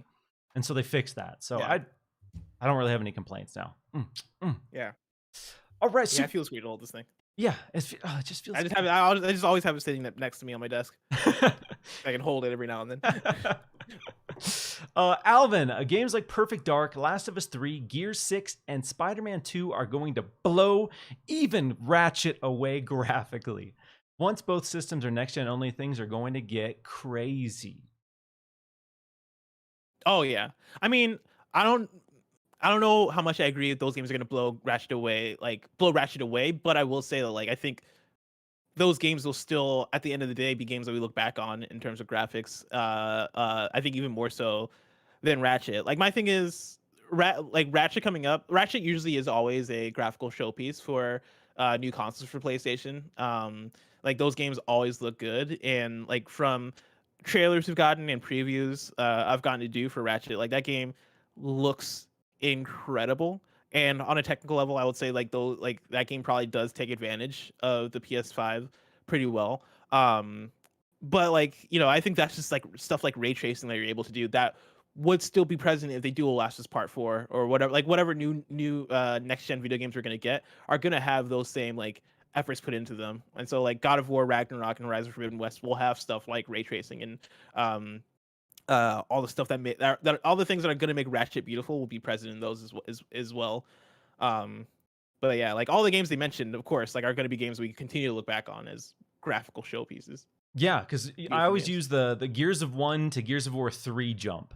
Like Gears of War 1 and Gears of War 3 were on the same hardware, same system, but the graphical difference between Gears of War 1 and Gears of War 3 is pretty staggering. Gears 3 is like easily one of the best looking 360 games by a lot. And it's really impressive that they were able to kind of tweak that hardware and make a game look that good based on the same foundation on the exact same hardware. Hmm. Sorry. Super chat from John BX32. Hey Miles and Blessing. So Omen and Typhoon, start talking Miles. Love the show. Have you heard the rumors regarding Project Typhoon, Project Omen, and Project Dragon from Xbox? No, I've not heard anything about these. So we have Omen, which is rumored to be a vampire-themed RPG from Arcane, so the Dishonored folks. We got Project Typhoon, which is rumored to be this third-party partnership with a big AAA developer making this big open-world co-op game. And then Project Dragon is the Hitman team, IO Interactive, apparently working on an epic RPG with dragons. Yeah, I've heard about that one. It's dude, some of these are hard to believe because I'm like, how big of a team is IO to be able to do come off of Hitman, do a James Bond game, and also work on a big open world dragon RPG? That feels like a lot for one studio, but I think that'd be cool. I love IO Interactive. That seems like a very different game for them, but I'm all for developers trying new and fresh things. Omen's the vampire one from Arcane. Mm-hmm. That seems very interesting. That I don't think is outside the realm of possibility because that feels right in line with what something that Arcane would do. Arcane has two teams. There's Arcane Leon and Arcane Austin, I believe. Leon is the one working on Deathloop, and so there is a question of what is Austin working on because Austin did Prey. And a vampire game for the team that did Prey, I think would be pretty cool. Like I think there's something there. That'd be awesome. But yeah, I love coming on this show and not knowing like half the stuff because I swear I usually feel like I'm on top of all the rumors and all like the reports. But that usually is on the PlayStation side. And so like you mentioned this, I'm like, wait, how did I miss this? Wait, Like, these things sound awesome.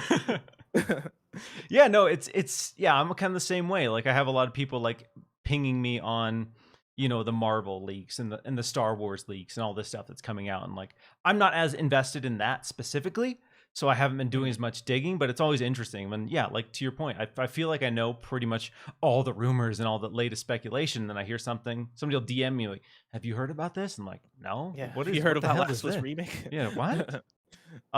So yeah, the Arcane vampire game, like you said, can totally imagine what that could potentially be. So that one's super exciting. That one could be shown at E3. Sounds like that one is potentially pretty far along and might even be targeting 2022. So there's a chance we get to see that one, see gameplay, and play that one kind of soon. So that would I'd be stoked for.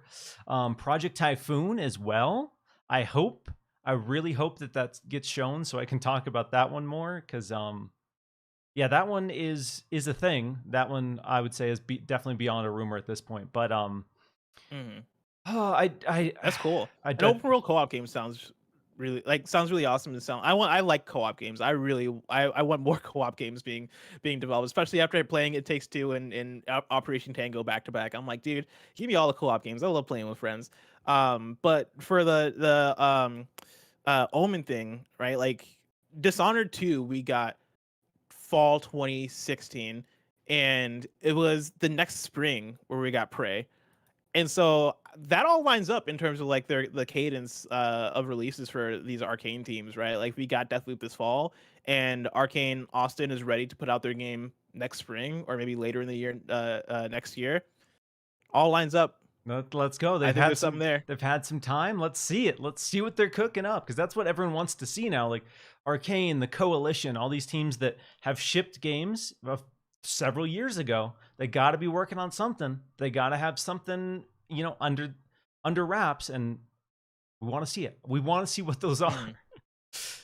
Another super chat from Brian Hopkins. Have to head out for work. Thanks as always, Miles, and thank you, Blessing, for stopping by to hang out with everyone. Cheers and have a great weekend. Oh, thank you so much. Appreciate that. Thanks for having me.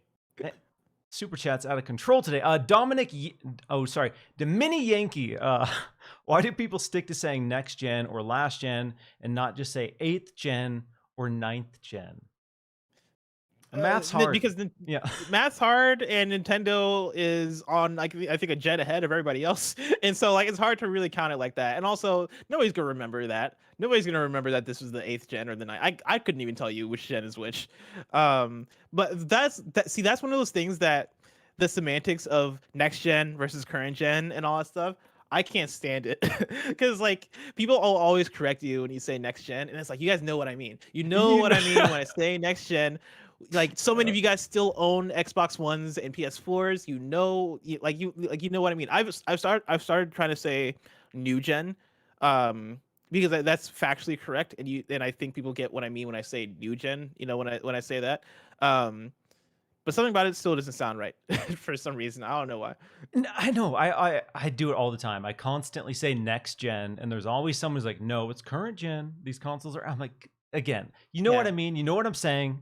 You know the yeah. point I'm It's like you're trying to not make. wrong, but you get where we're coming from here. We say these words so often that we gotta mix it up so people know. Like, because when you say current gen, like if you just like laid back, just say current gen in a sentence when you're talking about any game that might be cross gen. There's still that thought in the back of your head. It's like somebody's gonna take that as PS4 and Xbox One still, and so you kind of have to kind of clarify of next gen. I do it all the time. I say current gen, meaning PS4 and Xbox One, and say next gen, meaning Series X and PS5. But again, yeah, semantics. It's language, Some, semantics. but yeah, to your question, yeah, nobody wants to count that. Nobody wants to count. Yeah. Achievement. So wait, are we entering or are we in ninth gen now? Is that the thing? Yeah, I think. Yeah, I think we're in ninth gen for. But see, it's also confusing because Xbox is a gen behind PlayStation. PlayStation's a gen behind, two gens behind Nintendo. So how do we distinguish which gens we're on here? Now Yeah, it's like I'm getting on real. Wikipedia, and like eighth gen, or let's see here. So seventh gen is the Game Wave Family Entertainment System, Xbox 360, V Flash, Hyperscan, PlayStation 3, Wii, Zebo, Phantom. Eighth gen is considered Wii U, PS4, Xbox One, and Nintendo Switch. Riddle me this: how is the Wii U and Nintendo Switch part of the same gen? Riddle me this, Bat. Riddle me this, Batman. Why is the Wii U and Switch part of the same gen? And then ninth gen is Xbox Series X and PlayStation 5, according to Wikipedia. That's why I don't use eighth gen and ninth gen, because I don't think that makes sense. Yeah, it's too much, too complicated. Yeah. Mr. Joanna Dark, with the rumored XCOM style game in the works, would you like to see a JRPG, Persona, or Yakuza 7 style game set in the Marvel universe? And who'd make it? So what is your take on a Persona or Yakuza game, a style game, but hmm Marvel? And who would make that? I mean, I'm down for anything to be made and have it be Marvel. Like the Marvel XCOM game. Like I've never played XCOM because that's not my type of game. I'm not a strategy game person, but I will play Marvel XCOM. Like I will pick that up and play that game because it's Marvel. Um, so like I'm totally down for a Marvel turn-based JRPG. In terms of who would make it, I mean, I think the obvious answer would be the Atlas, the Persona team, but I also don't want anything to like one. They will take forever to make the game. That game's not going to come out for 9 years, and then I would also delay Persona another 9 years. And so I don't want anything to get in the way between them and Persona. And so there's the Yakuza team. You know what? I'd give it to them. I'd like the Yakuza team work on a Marvel game because one, they're able to churn out stuff pretty well. Like they're able to Yeah. actually get stuff released. Because I feel like there's a Yakuza game release every other month. Um, but then also I think there's like a certain tone that they have in their games and a goofiness there that I think would be fun to see associated with Marvel, because Marvel does have its own sense of humor, especially when you get into the MCU and the clips and the jokes and the goofiness in that world.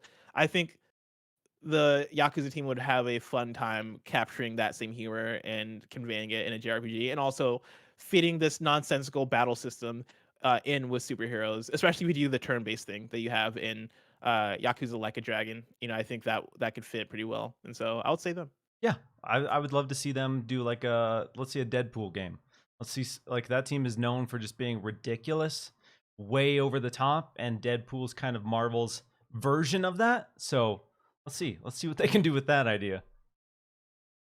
Lou Morningstar, Devil's in the Details. I'm 90% sure Typhoon was teased last year by the AAA dev. I have a motive. Happy Saturday, gentlemen. A motive? Oh, gee, that's scary. That's when you phrase it like that. That's scary. Are they talking about EA Motive? Is that what they're talking about? Was that the was hold on, I gotta look this up because there was like a wireframe game that I think might have been EA Motive at the EA Play last year. Motive Studios because they worked on Star Wars Battlefront 2 and Star Wars Squadrons. That'd be interesting. I saw people in chat mentioning Avalanche Studios Yeah, as a Avalanche is possible the dev. the big one that's getting thrown around, and I have a lot of people DMing me as like, is it Avalanche? So that's a big one in the speculation Yeah, space right now. that would make sense. Like, what is Avalanche even doing right now? Like, what was the They last they Avalanche game wrapped that they released? Just Cause 4, right? That was their last game. I don't think. Correct How me if long I'm ago? wrong, but That feels like it was so long ago. it's been years. It's been several years since Just Oh Cause shoot, 4. that was 2018. Yeah, so 3 years. So I Interesting. mean, potentially kind of in line if they had like staggering teams. Um, Yeah. yeah, 3 years. That's kind of on the shorter side for a AAA game, but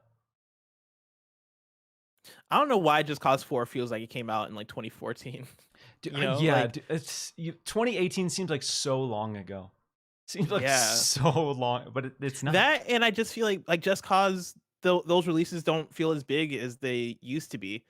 Cuz I remember Just Cause 2 being like a thing. It might have just been my friend group that was into it. Um but then I remember Just Cause 3 and people being excited for it. Just Cause 4 I feel like didn't get as much press and as much excitement as the previous ones. Yeah, I remember there was a big kind of like media blitz for it leading up to the reveal because they had that big tornado system. That was like the selling point of the game is you can get sucked into a tornado. But Mhm. when it came out, I didn't really hear anyone talking about it, like in my friend Mhm. group or online really at all. Like it was pretty quiet. Yeah. I think that's probably like a good poll. EA Motive, I don't think is ready to announce whatever they're working on next. Super chat from Stefan Boxy. I wanted a third person Perfect Dark. Am I alone? Yeah, so are you in the camp of third person Perfect Dark or do you want a first person? Because that's a big debate right now. Mhm. I Should want a first person one. Like my only argument against it would be that Microsoft Xbox has a lot of first person games now that they have Bethesda. Like we're talking about Halo, we're talking about Wolfenstein, we're talking about Doom, we're talking about Elder Scrolls, we're talking about Outer World. Like they have so many open or first person video games that adding another one to Perfect Dark would feel like maybe a lot. But for what Perfect Dark is, like that's its lineage is so tied to being first person. People know Perfect Dark as a first person shooter that it'd be difficult for me to imagine it as something third person. Um, I don't think it would be a crazy thing if they went third person. Like I don't think that would be a bad decision necessarily because they have this opportunity to redefine Perfect Dark, and I think going third person would help them characterize Joanna and have it feel like more of a story driven title. Especially if you want to compete with some of PlayStation's first party stuff, which PlayStation stuff is mostly third person action. If you wanted to have something competing, I think turning Perfect Dark into that could work. But I don't know, man. Perfect Dark for some reason I feel like it'd just be right to have it first person. But all the arguments I just made was to make it third person, so I don't know anymore. Yeah, like I'm in the exact same camp. I have the nostalgia of first person Perfect Dark. To me, Perfect Dark has always been a first person game. But if they are trying Mhm. to reimagine, reinvigorate Perfect Dark and make it, like you said, kind of like a Sony first party, big, epic narrative experience, if you are trying to build up Joanna Dark as a character, then it does make sense to have it in third person because first person, you don't get that character building. It's more generally speaking, you are typically the character in that world. So Mhm. that's tough. Yeah, that is a tough question. And I'd be fine either way, I guess. If they wanted to keep it first person Yeah. and go classic Perfect Dark, I'd be happy. If they're just doing the Tomb Raider reboot and just completely clean slate, doing something completely different, I'd also be cool with that in third person. Yeah, I think that's the exciting thing about the game right now is that we don't know what it is, and so I think they can only surprise us. Like they can only show us something that we wouldn't expect, and so them coming out being like it's third person or it's a hybrid between first person and third person. Maybe it is like a immersive sim stealth like Deus Ex kind of game where it has RPG elements and you're going out on missions, and maybe when you're back in the hub area, you're in third person and talking to characters and building relationships. But then when you're out in the field, it then becomes this first person shooter game with maybe some RPG elements to it. You have a lot of opportunity to redefine what Perfect Dark is and make people re-fall in love with Perfect Dark. And so I could be down with either way. I just hope it's ambitious. Like Yeah, I want a Perfect Dark game to be like bigger and more mysterious and like because Perfect Dark has such a cool world and cool style to it. Um and like I think there's so much you can dig into there in terms of making this game that is this spy espionage first person shooter alien possibly RPG. Like I want that. That sounds super cool to me. yeah, let's go. Yeah, because that teaser that they shown, it had me really interested in this world. It's teasing like this big global catastrophe, and there's all this kind of like socio-political elements tied in, and I was like, I mean, I kind of thought at the start of the trailer it could have been Perfect Dark, but it didn't feel historically what we would expect from a Perfect Dark trailer at all. It was very like Mhm. gritty, very big in scale. So I want to see that. I want to see that big, ambitious Perfect Dark game, and I want Perfect Dark to be in the conversations with a lot of these big kind of game of the year titles that always get thrown around. There's potential for Mhm. them to do that, and I would love to see it happen. Yeah, I'm right there with you. Let's do it. Raymond wants to play a game. He says, "Happy Saturday, gents. Let's play a game. Buy one game, rent one game, and one game has to go away forever. Resident Evil 4, Prey, and Mass Effect 2." Oh, I'm the wrong audience for this one. Cuz I am notorious for not being a big fan of Resident Evil 4. I've tried playing that game so many times and I cannot No. get past the controls. I think the game controls so badly. Like nothing against the Yeah, it's game and world design and all the things people love about that game. Nothing against that. I just couldn't. I all the times I've tried it, I've just not been able to get past like the controls for me. That said, Prey isn't a game or franchise I care about. And then Mass Effect 2, I actually I'm playing through the Mass Effect games for the first time with Legendary Edition, and I actually really liked 1. Haven't started 2 yet. And so I'm gonna say buy Mass Effect 2. I'm gonna rent Resident Evil 4 just because, like, at the very least, I like Resident Evil as a franchise, and now that I've played through 2 and 3 remake and then 7 and 8, I'm probably more inclined to go back and enjoy 4 more. yeah, And let's so I'm gonna do it. rent 4 and then rest in peace, Prey. RIP. Okay, so mine's gonna upset people. I already know, but buy Resident Evil 4, rent Prey, and Mass Effect 2 can go away forever. Wow. I'm I historically don't really care for BioWare in general, and I don't typically like sci-fi RPGs in general. So Mass Effect, again, like you with Resident Evil 4, I've tried to play Mass Effect 1, 2, and 3 multiple times. I get about 2 hours in and I'm out. And so I don't hate Mass Effect, but if I'm eliminating one from existence, it's Mass Effect. RIP. Wow. Yeah, so people are gonna be I upset. respect it, man. I, you know, I respect it. I mean, I feel like we're kind of in the same place of controversy here, where I'm hating on Resident Evil 4, you're hating on Mass Effect. That kind of cancels each other out in terms of how strongly the fans feel about both of those games. yeah, you and I are in here just dumping on like two of the most beloved games and franchises of all Yeah, time. It is what it is, you know. We all have different tastes, and that's okay. yeah. Achievement. Oh, sorry. I think I missed this super chat. A Souls-like in Ancient Sarah by the Coalition. So Ancient Gears of War. This he's taking it one step further. He's saying this is in the Gears of War universe. Ancient Gears of War Souls-like by the Mm. Coalition. Origins of War. Yeah, I like it. I Yeah, think let's go. I think that could Let's work out. go. A fun a fun fact for naming video games or naming anything really, if you just add Origins to the title, it works every single time. No, yeah, no question. Nobody questions it. Yeah, Nobody questions exactly. Origins. Origins, Odyssey. You add Odyssey to a video game title, it's gonna work. There, add Legend to any video game title, it's gonna work. Or Legends. Marketing 101, guys. There you go. Yeah.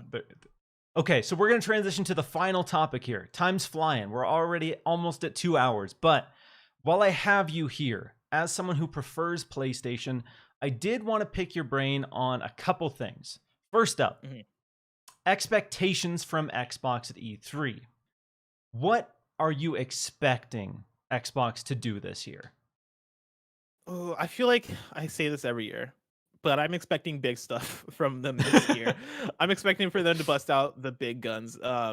I love that they've announced that they're doing the Xbox slash Bethesda game showcase, and so it seems like the assumption for me is that they're gonna do like a handoff partway through, and so we'll get like an hour and a half to 2 hours of Xbox, and then maybe like an hour of Bethesda in a handoff in a stream. I think that would be a really cool way to do it. I just love that they're owning Bethesda as a brand, as opposed to just integrating all of the Xbox or all of the Bethesda studios into Xbox game studios. I could see that maybe happening down the line, but Bethesda still is such a powerful brand name that I think there's power there when you say, "Hey, we're Xbox Game Studios and Bethesda," and you allow Bethesda to kind of still operate and own itself still. So that said, right, like my expectations, I mean, we kind of funny. We did our whole like Gamescast E3 predictions episode, and some of my predictions were that we would see Wolfenstein 3. I made the bold prediction that I'm not like 100% on, but like it's bold nonetheless that Wolfenstein is actually going to come out cross-platform, but it will be on Game Pass. I don't. I'm not confident in that one by any means, but I just threw that in there to be spicy. Yeah, it's got to Um, spice it up. You got it. yeah, I gotta spice it up. And so that was one of my predictions. I think we'll see Wolfenstein 3. I think it's time. Um, I Starfield is gonna be there. Like it's gotta be there. It's gotta be there. Uh, Halo's of course is gonna be there. I hope we see more from Hellblade 2, but I don't expect it for some reason. I feel like they talked quite a bit about it, and it's not one that I don't think that game is around the corner, and so I don't want to get my hopes up in terms of seeing it because they could talk about it at maybe EXO later this year, if there is an EXO later this year, or they could do it at Game Awards or any other event before Hellblade. And so there's that. Psychonauts 2, we'll probably see some of. We'll probably get a release date for that. Forza Horizon 5, yeah, 5. Forza Horizon. I had a count in my head. I'm like, where are we at Which with one? Forza Horizon? I think Forza Horizon 5 will be there and be announced for this fall. Hopefully, I really want it because I love Forza Horizon 5, and I think my prediction is that it'll be located in somewhere in the Americas, whether it's United States or Mexico or South America. I think it'll be one of those. That's my prediction. Um, because they always choose the places I expect the least for locations. Like we've gone to Australia and we've gone to the UK, and we're all like, I think for these games, like we often ask for like, give us Tokyo, give us like, I don't know, somewhere like really cool that we want to drive through, and they're gonna be like, no, here's America, or here's like Mexico would be cool, so I would be down for Mexico, but I think it's gonna be like somewhere along those lines. Um, and then yeah, what else? I don't know. Like I expect to see a lot of Game Pass. Like I have high expectations because I think now is Microsoft's time to shine and really lay out what the rest of this year looks like, and then what next year looks like. Because next year, I think they're going to be prepped to have bangers between Starfield and some of what their other studios are working on, like Everwild and um other games. Like Deathloop will probably come to Xbox next year. Like I think this will be a setting the tone the for the next year and a half. Yeah, are you in the camp? There's a lot of conversations right now that this is a make or break E3 for Xbox. They have to do X, Y, and Z, otherwise Xbox is dead. What if Xbox just has an okay E3? What does that mean for them? What does that mean for you? I mean, I think an okay E3 from Xbox is fine, right? Like I don't think that marks like a dead era, or and I don't think that speaks ill of the future of Xbox necessarily, because they have their future pretty much like secured with the studios they have.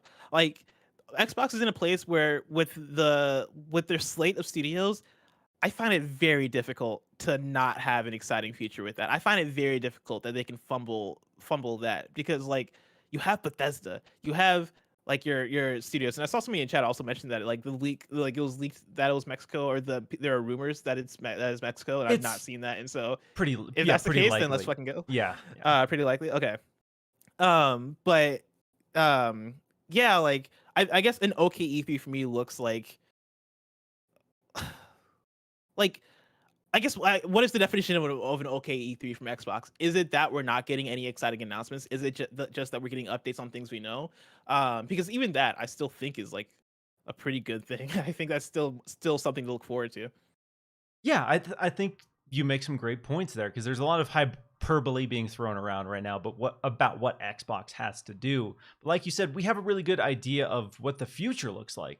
State of Decay 3, Fable, Avowed, Starfield, Everwild. Like last year, Xbox, as much as they didn't show us gameplay, it was just CGs. They at least gave us a taste of what their intentions are for the future of Xbox game studios.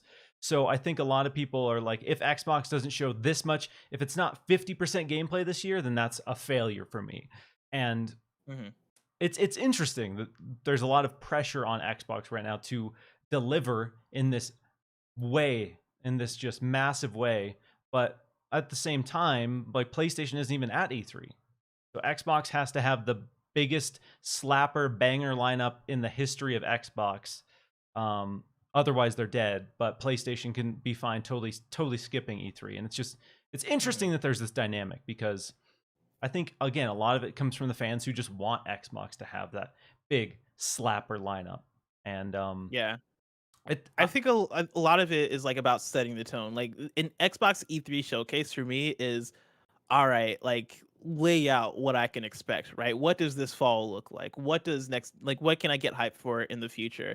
And for me as a PlayStation fan, I'm still kind of looking for that from PlayStation. Like, granted, this fall for PlayStation looks like Kena Bridge of Spirits. It looks like Deathloop. It looks like maybe Horizon Forbidden West if that actually hits. And it looks like a few other Ghostwire Tokyo theoretically, and then the third party stuff, which for me like is good enough. It's not like the most exciting fall, but it's something to look forward to. And I'm hoping that like I'm still in the place where I'm hoping we get a state of play that sprinkles in more exciting stuff here and there for the fall and going, especially going into next year, because next year, of course, we got God of War now confirmed for next year, but like what else does that look like? You know, what else are we gonna get? I think on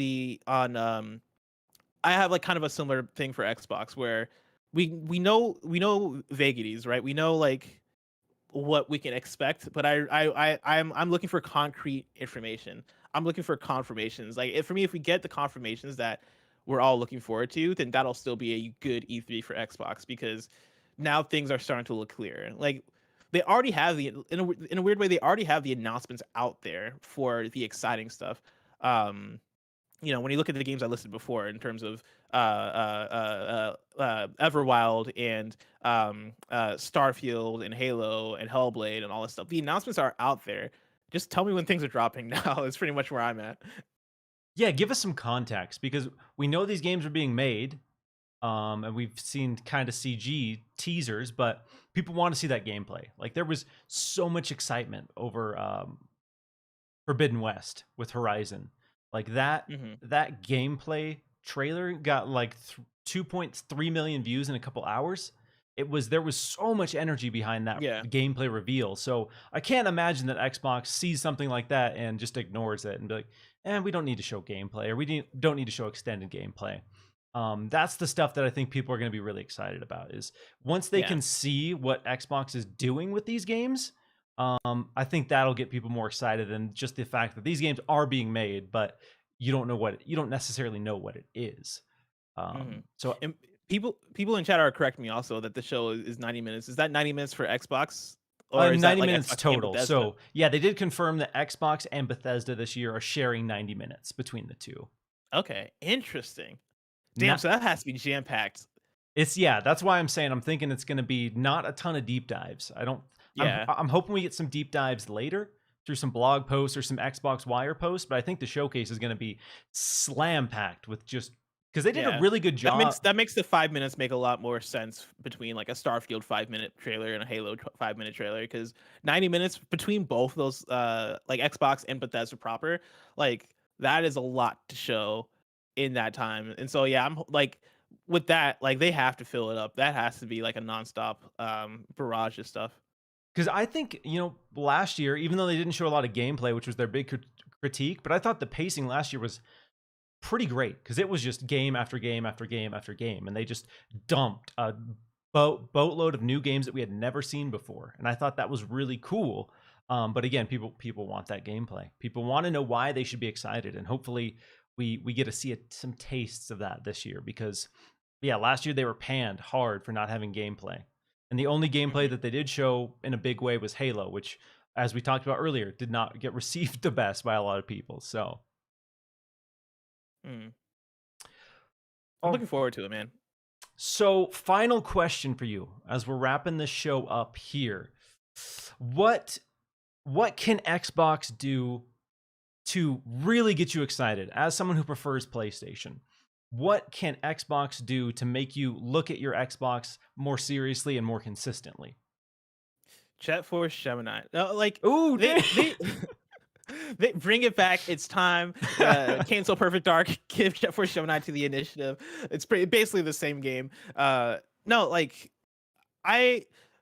That's a really good question. And I think they already have so many of the ingredients. I think really it is just finally putting that stuff out, right? And like give me a reason, because like my Xbox, I'm going to it mainly just to like watch shows or check out something that's on Game Pass. But even then, like the Game Pass games that are coming out that I'm checking out aren't necessarily games that I'm sticking with. The last one I used I used Game Pass for was Narita Boy, which I started because it looked really cool, and then played about an hour or so, and I was like, oh, this is all right, and then I bounced off of it. And so like I think once we start getting the more substantial games for Xbox Series X, I'm gonna be returning more, right? And like I return to my Xbox Series X for Outer Worlds DLC and stuff like that. They have the games. I think it is just starting to build a consistent flow of them, and then also building up Game Pass. Game Pass is already a thing that is already filled with bangers and that is already pretty substantial. And I think continuing to bring in the more exciting stuff to Game Pass is only going to have me returning more and more. And really that's it. You know, games like Halo that I'm gonna play with friends. I think that's gonna be huge. More co-op games, more multiplayer games. I think that's kind of that's historically like Xbox's bread and butter, and I want to see them to kind of return to that and make it that, because I think Xbox is a platform I associate with community, and that's something that they can continue to take advantage of. But then also, yeah, have those bangers, have the Starfields, have the Bethesda games, have the exciting stuff that's single player as well, and have like the big RPGs that they're poised to start putting out there. Like all the ingredients are there. I think it is execution that's going to get me to continually revisit my Xbox Series X. I think you said that pretty beautifully as someone who's kind of outside of the Xbox bubble, because like I talk about on the show a lot, I'm in it. The audience here is very in it, and we understand how great the platform is. Xbox with Game Pass and the services that they offer and their backwards compatibility, and there's a lot of things that Xbox is doing really well, but historically they haven't been the most consistent with their first party games, and we still haven't really, even with this new kind of era of Xbox Game Studios, we haven't really seen them firing on all cylinders and delivering these games in a big consistent way. So yeah, as a longtime Xbox fan, I do want to see Xbox and Xbox Game Studios bring people in with their games alone, because as much as I love the platform, like you said, like I'm buying a Switch and I'm buying a PlayStation for a handful of games. Like there are just a small selection of games that will literally make me buy a console for. And I want Xbox to have that weight as well. Because people throw around that they're tired of Halo, they're tired of Gears, they're tired of Forza, whatever it might be, and that's not going to make them buy an Xbox. But I want that one big game to drop that everyone's like, damn, like I'm buying an Xbox. I don't care like what I've said about Xbox historically. I don't care that I don't like Halo. I am buying an Xbox because this game looks dope. Hell yeah, yeah, and and I think they're gonna get there. Like I feel like we've been saying this for years, and it's like you said, right? It's repeated at every E3. Like just wait till the next one. Wait till the next one, guys. We got this. Like you don't make a big move like acquiring Bethesda and without like a plan, right? Without and without like pretty much securing a pretty dope feature, because Bethesda is Bethesda. I love Bethesda. As a PlayStation fan, when it was announced that Microsoft bought Bethesda, I legitimately had like this thing where I was like, God damn it! Well, I guess I'm not playing these games on PlayStation. Like these are I play these games the most. Like they're probably my favorite third party publisher, Bethesda. And you don't make a move like that without pretty much like securing the fact that you're gonna have dope games coming out. Yeah. You're gonna have like you're gonna have Elder Scrolls, you're gonna have Fallout, you're gonna have Doom, you're gonna have Wolfenstein. You're gonna have a dope catalog of games coming out in the future alongside Xbox Game Studios games that we already know about that are already pretty good. Um, and so we're gonna get there. I think it's just a matter of when and how they position it, and that's gonna be where they're going to really need to execute well. Is finding the cadence, figuring out those studios, figuring out how they work together, figuring out scheduling, figuring out um, getting the games out, and figuring out like messaging and marketing and all that stuff, which they've had a generation to do, right? Like Xbox has had a generation to figure that stuff out, and I think with Phil Spencer and with moves we've seen like Xbox Game Pass and building the building of the platform that they've done over the last few years, like we're there. Like we're approaching, I think, a what may be a golden era for Xbox, hopefully. Oh, exactly. All the pieces are there. Microsoft is taking Xbox and gaming more seriously than they ever had. Xbox has a ton of positive energy and momentum and goodwill, like in the general public right now. They have an incredible team. Like when you look at Xbox Game Studios and the developers in there, that is, no matter like what platform you prefer, like that stable is impressive. There is so much just raw talent that has made some of people's most beloved games ever in like one house. So again, if they fumble that is a huge misstep, because they shouldn't have to do much to have an amazing slate of steady, incredible games. But again, yeah, I think you're right. I think it's going to take some time for us to see a steady flow of these incredible games, and I don't think people who want that in 2021 are going to get that in 2021. But I think we'll start to see that more seriously going into next year. And again, the meme, just wait till next year. I know it's a meme. I get it. I'm not trying to downplay what Xbox needs to do. I'm just trying to give you a realistic timeline for when I think Xbox Game Studios are going to start firing on the cadence that people want to see. Mm-hmm. So yes, it's a meme. Xbox has some work to do. They've been making the right moves. Now it's just a matter of seeing it in action. I mean, and games take time to make, right? Like I think that's the biggest thing is people are probably going to like if this Xbox game conference ends up being quote unquote okay, people are going to use that meme again. But like it's just the fact of the matter of they just bought Bethesda. Like they just bought Bethesda last fall, and video games take years and years to make, and so like you can't expect them to put out you can't expect to start to see that output this fall. Um, but regardless, I don't need an E3 to tell me that Microsoft's future is going to have some good games, because you can look at the Wikipedia of their studios and be like, cool, yeah, they're all working on pretty dope stuff. And that all that stuff is coming to Xbox Game Pass, and yeah, I think it's awesome to have a banger E3. It's awesome to have a showcase, a presentation that's not blowing us away in the way that I think of PlayStation in I think it was 2016 or 2017. The where you got E3 banger of after banger dreams, after yeah. banger.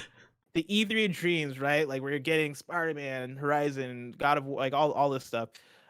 It's nice to have that, but like you can't have that every year. You can't have that all the time. And it's hard. It's a difficult thing to build. Like there's a reason too why PlayStation's not going to E3 or not showing up at E3. It's because they don't have anything to say right now. And so, why say something when you don't when you can just be quiet and wait till you have something to say, and then say it, and then go back away, and then come back and then say something else when you have something to say.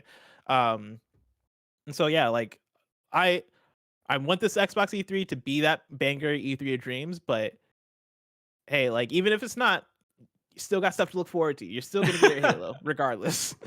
There you go, optimism there. But yeah, that's the truth. I think this E3 is going to be great. I think we are going to get a ton of really amazing games, and I think there's going to be a lot that people are excited about.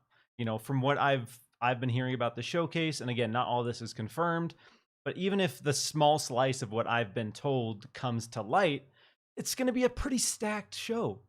Um, Hmm. Again, I don't want people to like look at all these amazing games like, oh, these aren't coming out in 2021, so Xbox has no games. But that's probably going to be the narrative spun after the showcase. But Xbox will have games. We might just have to wait longer than we want to play them. Yeah, and you'll likely get Halo this fall, and that's all that matters, Let's right? go. Let's go. Okay, I'm gonna get to some super chats here. Nikolai Pumpkin says, "Will Xbox and PlayStation reveal new technologies and console capabilities this year? Is Xbox's dev environment fully matured yet?" Your takes on whether or not Xbox and PlayStation will announce new technologies for their platforms. Well, I mean, PlayStation did announce PlayStation VR 2 a little bit earlier in the year, and so there's that already. Like they've already announced that as a thing. Um, you know, new techno. What like I what would be considered new technologies for Xbox would be my question. Like, what would be expected there as new technologies? See, what I'm kind of reading into from this is like Xbox laid out what a lot of their new technologies are. You have like VRS, variable rate shading. You have velocity architecture, which is like this Okay. proprietary system for loading in textures. But the reality is, we haven't even seen that. We haven't even seen that in games right now. A lot of these big kind of technological features that Xbox was touting for the hardware kits haven't even been implemented yet. So I don't know that we'll necessarily see new technologies, but I think we'll start to see the technologies that they've talked about actually implemented into games. Yeah, and I think that makes sense. Like these consoles are still new, and so it's hard to really be at the point already where we're like, where we're like, all right, what else? What like we want more. You know, like we devs are still trying to figure out how to use the stuff that we already got, and we're still like in that first wave of games that are using things like ray tracing on consoles and like the like new performance modes and all the stuff that we have, and so like I would give it some time, right? Like we're eventually going to get the iterative consoles, like console launches, right? We're probably going to get a PS5 Pro in like 4 years. We're probably going to get an Xbox Series. I guess can call it an Xbox Series Z or something. Xbox Series M for more powerful. Um, we're gonna get that likely in a few years, and that'll introduce new technologies for sure. But I wouldn't expect that right off the bat right now. Yeah, I Maybe get. like I know there's the Dolby stuff too. I don't know if you count that also, but like you'll probably get stuff like that is third party implemented stuff. But again, like I wouldn't expect anything major. Yeah, like we AMD, the Fidelity FX, like the basically resolution scaling tech. Xbox recently confirmed that they'll support that. So that's an example of some Mm. third-party tech coming to the platform. And hopefully that comes to PlayStation 5 as well, and hopefully that comes to Switch as well, because that will make it so we can have way more consistent frame rates without sacrificing a ton of visual quality, because we won't have to run Mm. the game in native 4K necessarily to still have it look good. So yeah, the resolution AI tech that's coming out is going to be huge, especially for, let's say, the Switch Pro and especially for the Series S, which are Yeah, not as powerful consoles, but they can still, you can run the game in 720 and then upscale that to 1440 without it losing a ton of quality. So that yeah. stuff is gonna be nice. It's so cool to hear about. Like we did a sponsorship with I want to say it was Nvidia a while ago, and one of the things that we were meant to show off was DLSS, and had Andy explain to me exactly how DLSS works, and like it's mind blowing stuff. Like how far we've gotten in technology, and yeah, the fact that in a Switch Pro we might have DLSS, and that might make it so that like AI is determining like how to make up for for what the hardware can do and create like pixels and do all that stuff. Like so coul. Like Yeah. it's such cool stuff that yeah, I hope we see that stuff get implemented more in consoles. But like yeah, like again, like with where we're at, it's like I think developers are still catching up with what the technology can do that I'm not in a rush per se to see a bunch of new technologies, but I do hope that we like over time we do see stuff like that and other stuff implemented. Yeah, and it's going to be a super exciting time because it's going to be all these subtle things that the average person just kind of takes for granted, but in practice, it's going to really open up a bunch of new possibilities for cheap consoles.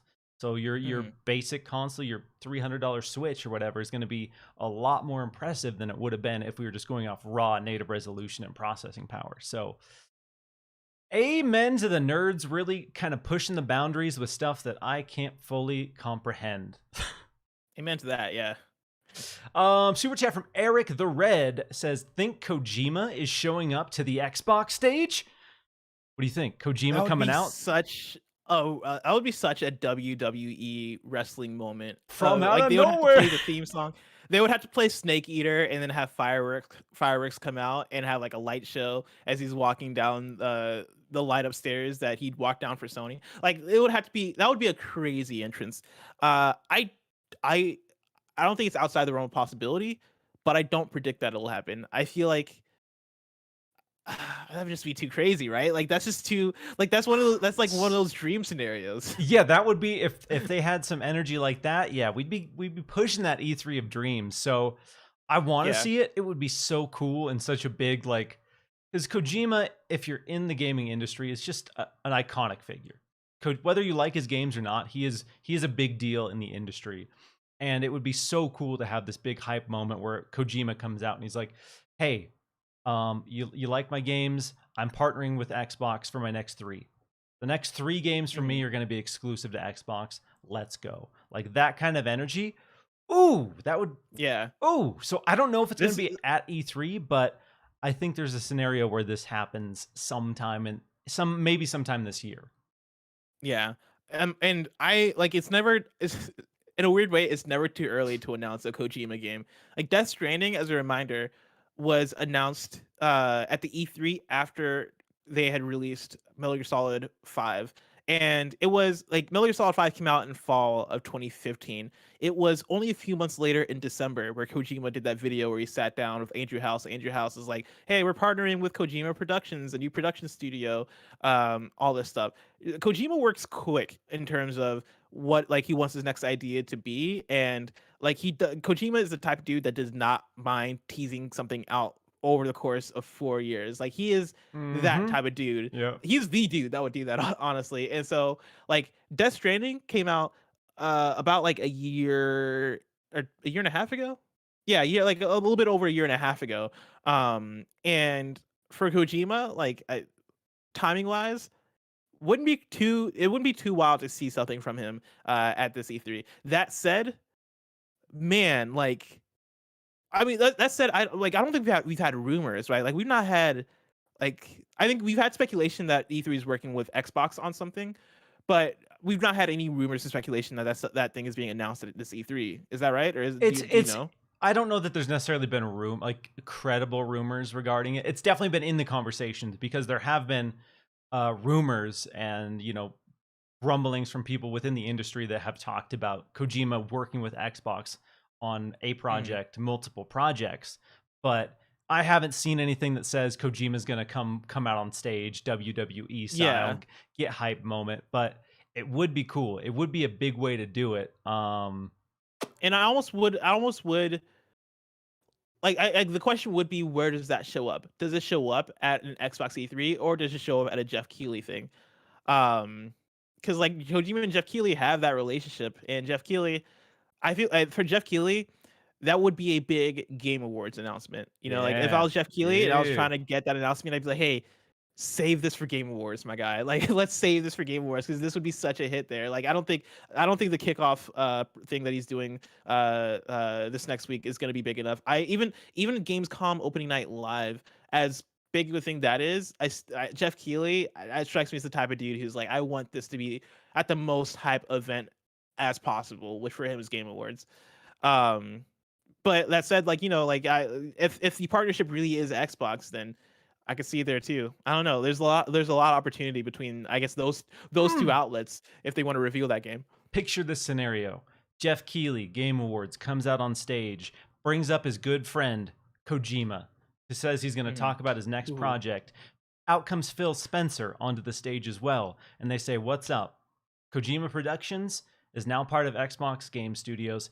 Here's a trailer for the next I Kojima would crap my game." pants. Boom! Let's that let's that would be go. the that would be that would be the point where I would leave the PlayStation podcast. I'd be like, hey, friendship with PlayStation is ended. I am now friends with the Xbox now. Welcome me in to Xbox or to Kind of Funny Xcast. I'm the new host. I'm the Me and Stomach Mike are best friends. That's how that would go. yeah. Oh, dude, that right there. Let's will that energy into the world because now I mean, that's how you as get somebody who really likes PlayStation, let's not, because I like my PlayStation a lot, and I'm not ready to say goodbye. So Kojima, be cool, all right? Be cool, chill, Hey, cross-platform. Come on, bro. Nothing wrong with putting out games on multiple platforms. Everybody wins.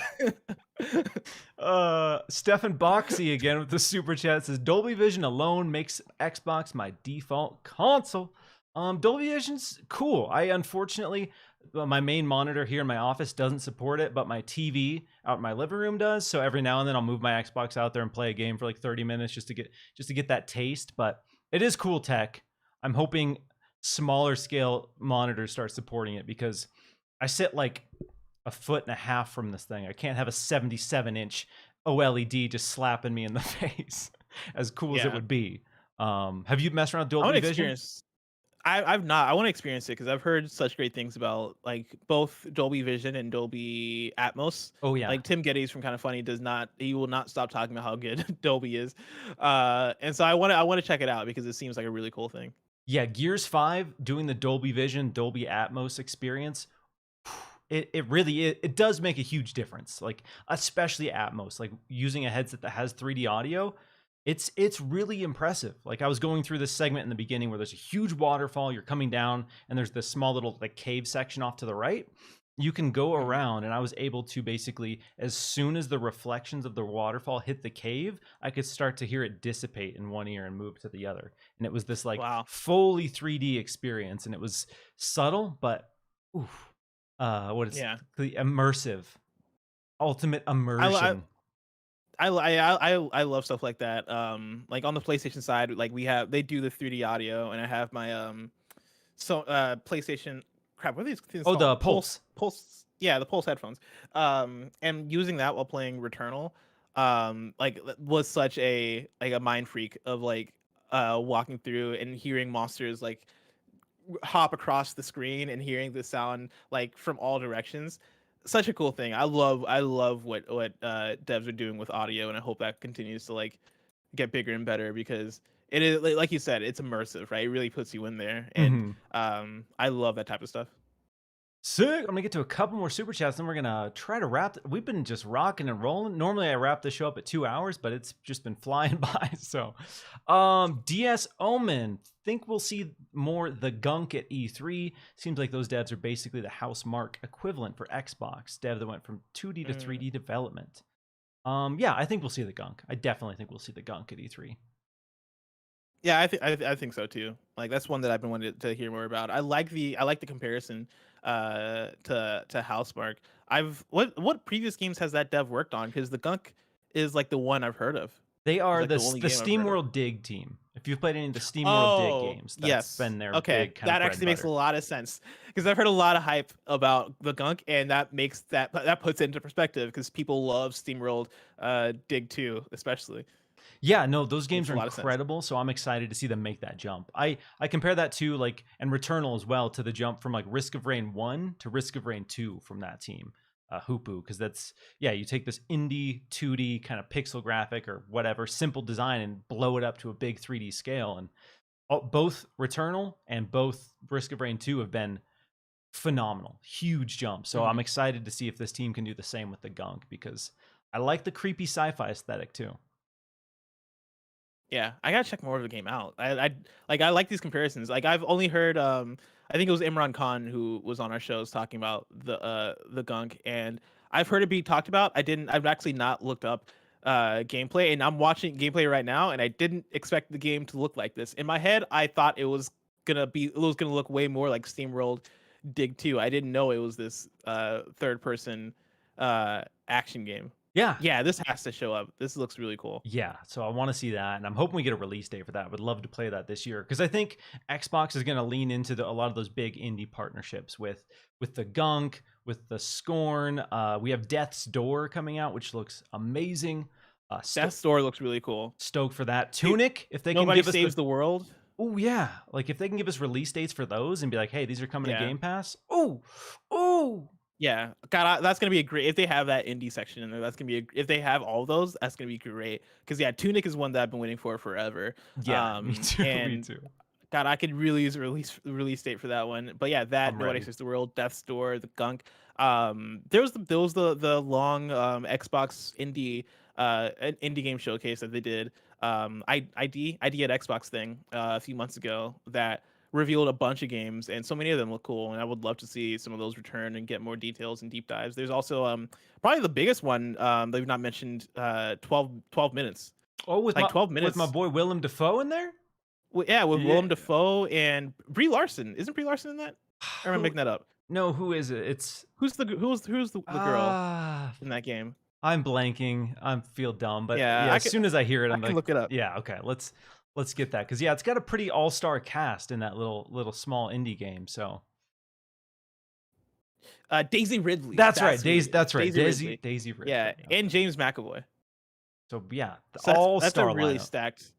really stacked cast right there. And I think that has potential to be like one of Xbox's like bigger releases of the year, surprisingly, just because one, like stacked cast, two, game looks really cool, three, I think it's gonna be that it has big potential to be that sleeper, or not even sleeper, like that big indie hit that we all love, right? Like you get like you get your Hades, you get your Fall Guys, you get Like your like Disco your Elysium, Insides, like the games that like your everyone's Disco talking about. Elysiums.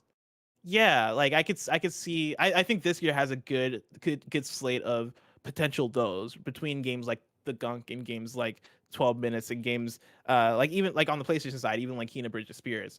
Yeah, that looks There's a beautiful. really good indie slate this year. Nobody Saves the World is what I'm really looking forward to.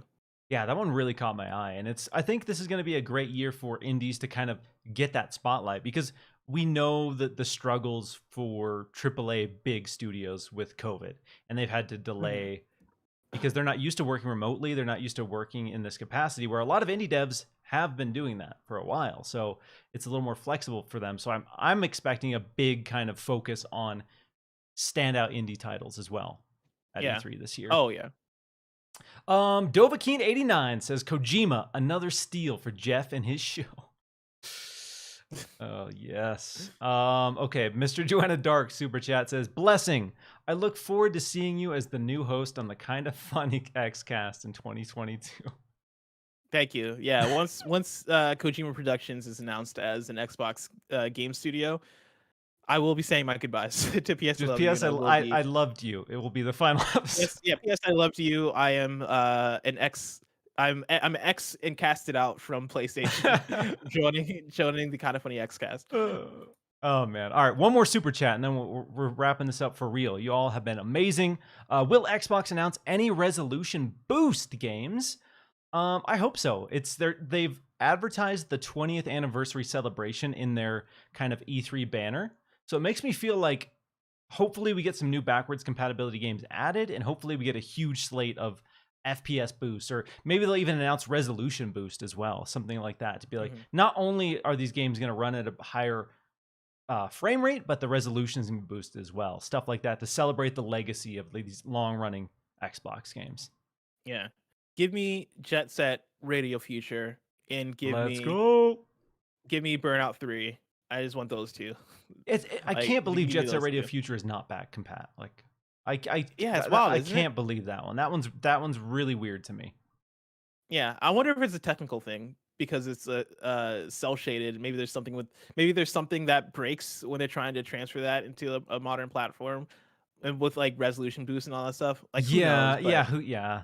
Because it's way more um, complicated than we make it sound when it comes to like emulating some of these games for back compat. But yeah, especially like when you look at like when games have like a unique graphical style like that. Like I'm sure like this just stuff just inherently doesn't transition as well. Like I used to emulate. I guess I still do emulate like N64 stuff because mhm. I love the N64. And whenever I'm using Project 64 and I put in certain ROMs and stuff, like textures just will disappear or not show up a lot of the time. And I would not be surprised if for a game like Jet Set Radio Feature, like something about texture popping or textures like not showing up or not translating because of either resolutions or frame rates or whatever, whatever thing it may be, the buzz terms that I don't know, messing with it. Would not be surprised if that was the case, but that would be for me such a dope announcement to say, "Hey, Jet Set Radio feature is back, and it's taking advantage of FPS boost and resolution boost, and you can play it at high resolution on your Xbox Series X today." I think that would be such a dope announcement. But I'm Yeah. looking forward to a lot of that with the 20th anniversary. Yeah, I want them to lean into that because Xbox, I would say, arguably is doing the best job right now about celebrating its legacy and like reminding you that like Psychonauts 2 coming to Game Pass ahead of the release of or Psychonauts 1 coming to Game Pass ahead of the release of Psychonauts 2 to be like, hey, this game's old as hell, but it's still rad and you should still play it. And we love what this team did back then, and we're excited about what they're doing now. So I want to see more of that, and I hope again, Jet Set Radio. Let's see if that gets added back and pat. Maybe they announce a reboot. Who knows? I don't Oh think my that's god, likely, but that would be dope. yeah, I'd be all about a reboot. Yeah, that game. I mean, rollerblading isn't really cool anymore, but still, I think a new Jet Set Radio would be dope. Yeah, people like extreme sports, and like you can, if you're gonna do a modern Jet Set Radio, you can even you can add in more ways to get around. Like you can add in skateboarding or add in like what do people do nowadays to get add in We can do some, what is it? Hoverboards, one wheel. hoverboards. Yeah, yeah. I was gonna say the shoes with the one wheel at the back of them Oh, that people Heelys, use. Heelys. Heelys. Yeah, I Yeah. was gonna say Heelys, but I don't think people do that anymore. Oh, that takes me back. Takes me back. Yeah. Awesome. Always wanted a Heelys. I could never get them, but I always wanted one. I used to see people rolling around and on the playground. I was a little jealous. I'm not gonna lie. I'm like, dude, this guy, Super this jealous. dude looks sick. Just Yeah. scooting around on his Heelys. Yeah, like you're telling me that you can just skate whenever you want? That's cool. That's so cool. I wanted Healy so badly. Oh man, well it's been awesome. We've been You're pushing that Snowbike Mike record. He still holds the longest record for an episode of the show because normally we wrap it up at Oh 2 wow. hours. Mike and I made it to 3, the gauntlet, but Wow. we're at 2.5. So I think we're gonna shut it down here. But before we go, dude, awesome hanging out. Time flew by. Like we still had an entire topic by the time 2 hours was up. So really appreciate you hanging out. Where again? Dude, I can talk about video games for days. Dude, I And love so it. thanks for having me. I appreciate Oh, it. absolutely. Where can people find you, and where's the best place to harass you about your Resident Evil 4 takes? Yeah, if you wanna get at me about Resident Evil 4, you can find me on Twitter at Snowbike Mike. No, I'm just kidding. You can find me on Twitter at at Blessing Jr. That is Blessing JR on Twitter. Of course, I make content over on youtube.com/kindafunny. I mentioned it at the top of this that we do a bunch of shows, KFGD, Gamescast, PS I Love You, and more. And so you can check me out over there. I feel like I'm missing a podcast, but I don't know what it would be. PS I Love You, KFGD, Gamescast. No, that's Yeah, probably it. that's it. I'll also do the Blessing Show. The Blessing Show is show I host under 10 minutes. It's me talking about the hottest video game topics, and so we wrap that up. But you can still check out that playlist, give it the views, so that I can convince Tim Geddes to let me make more of those videos. And so yeah, I think that pretty much covers it. Thank you again, Miles, for hollering at me to come through for this. This has been really fun. I don't get the opportunity to talk about Xbox as much, and I always do love talking about Xbox because I do I love very particular Xbox things like Forza and Rare Replay are probably the two biggest things that I fanboy over when it comes to the Xbox. But I do appreciate like looking at them as a company in a business sense because I just find what Xbox does as fascinating and interesting to look at because I think Game Pass is, I think, such a cool thing. It's the best deal in gaming, and I promise I'm being paid to say that. Because like I feel like people say that so often that it becomes almost like a marketing point, and it's like, are you guys robots? And I'm like, I promise you know. But I enjoy doing this. I enjoy talking about this stuff, and I think it's always fun to, you know, talk about like the stuff that brings us together more than breaks us apart, especially when there's so much fanboyism and tribalism on the internet. It's fun to reach over and be like, hey, I like PlayStation, but you know, let's talk about cool things that's happening on Xbox or on Switch or on PC. because it brings us together. These are all No, video yeah, games. It's all fun I stuff. really appreciate it. And that's like, I watch you on Kind of Funny, watched a lot of your stuff. I want to give a quick shout out to the season finale of the Blessing show. If I can recommend one thing for you guys to check out, you did your season finale entirely in Dreams, the PlayStation Hmm. 4 game. Absolutely incredible. Check it out. Super funny, super cool project. But Thank you, yeah, man. like I I I obviously prefer Xbox and you obviously prefer PlayStation, but that's totally fine. Like I don't like that we Hmm. we are in such a state where you can't prefer one without upsetting somebody else. And that's a big point on this show. Even though it's an Xbox show, even though we focus on Xbox content, I always have to talk about how I like PlayStation and how I like Nintendo. And every time I do, somebody comments about how Nintendo's trash or PlayStation has a crappy system, and I'm just like, no.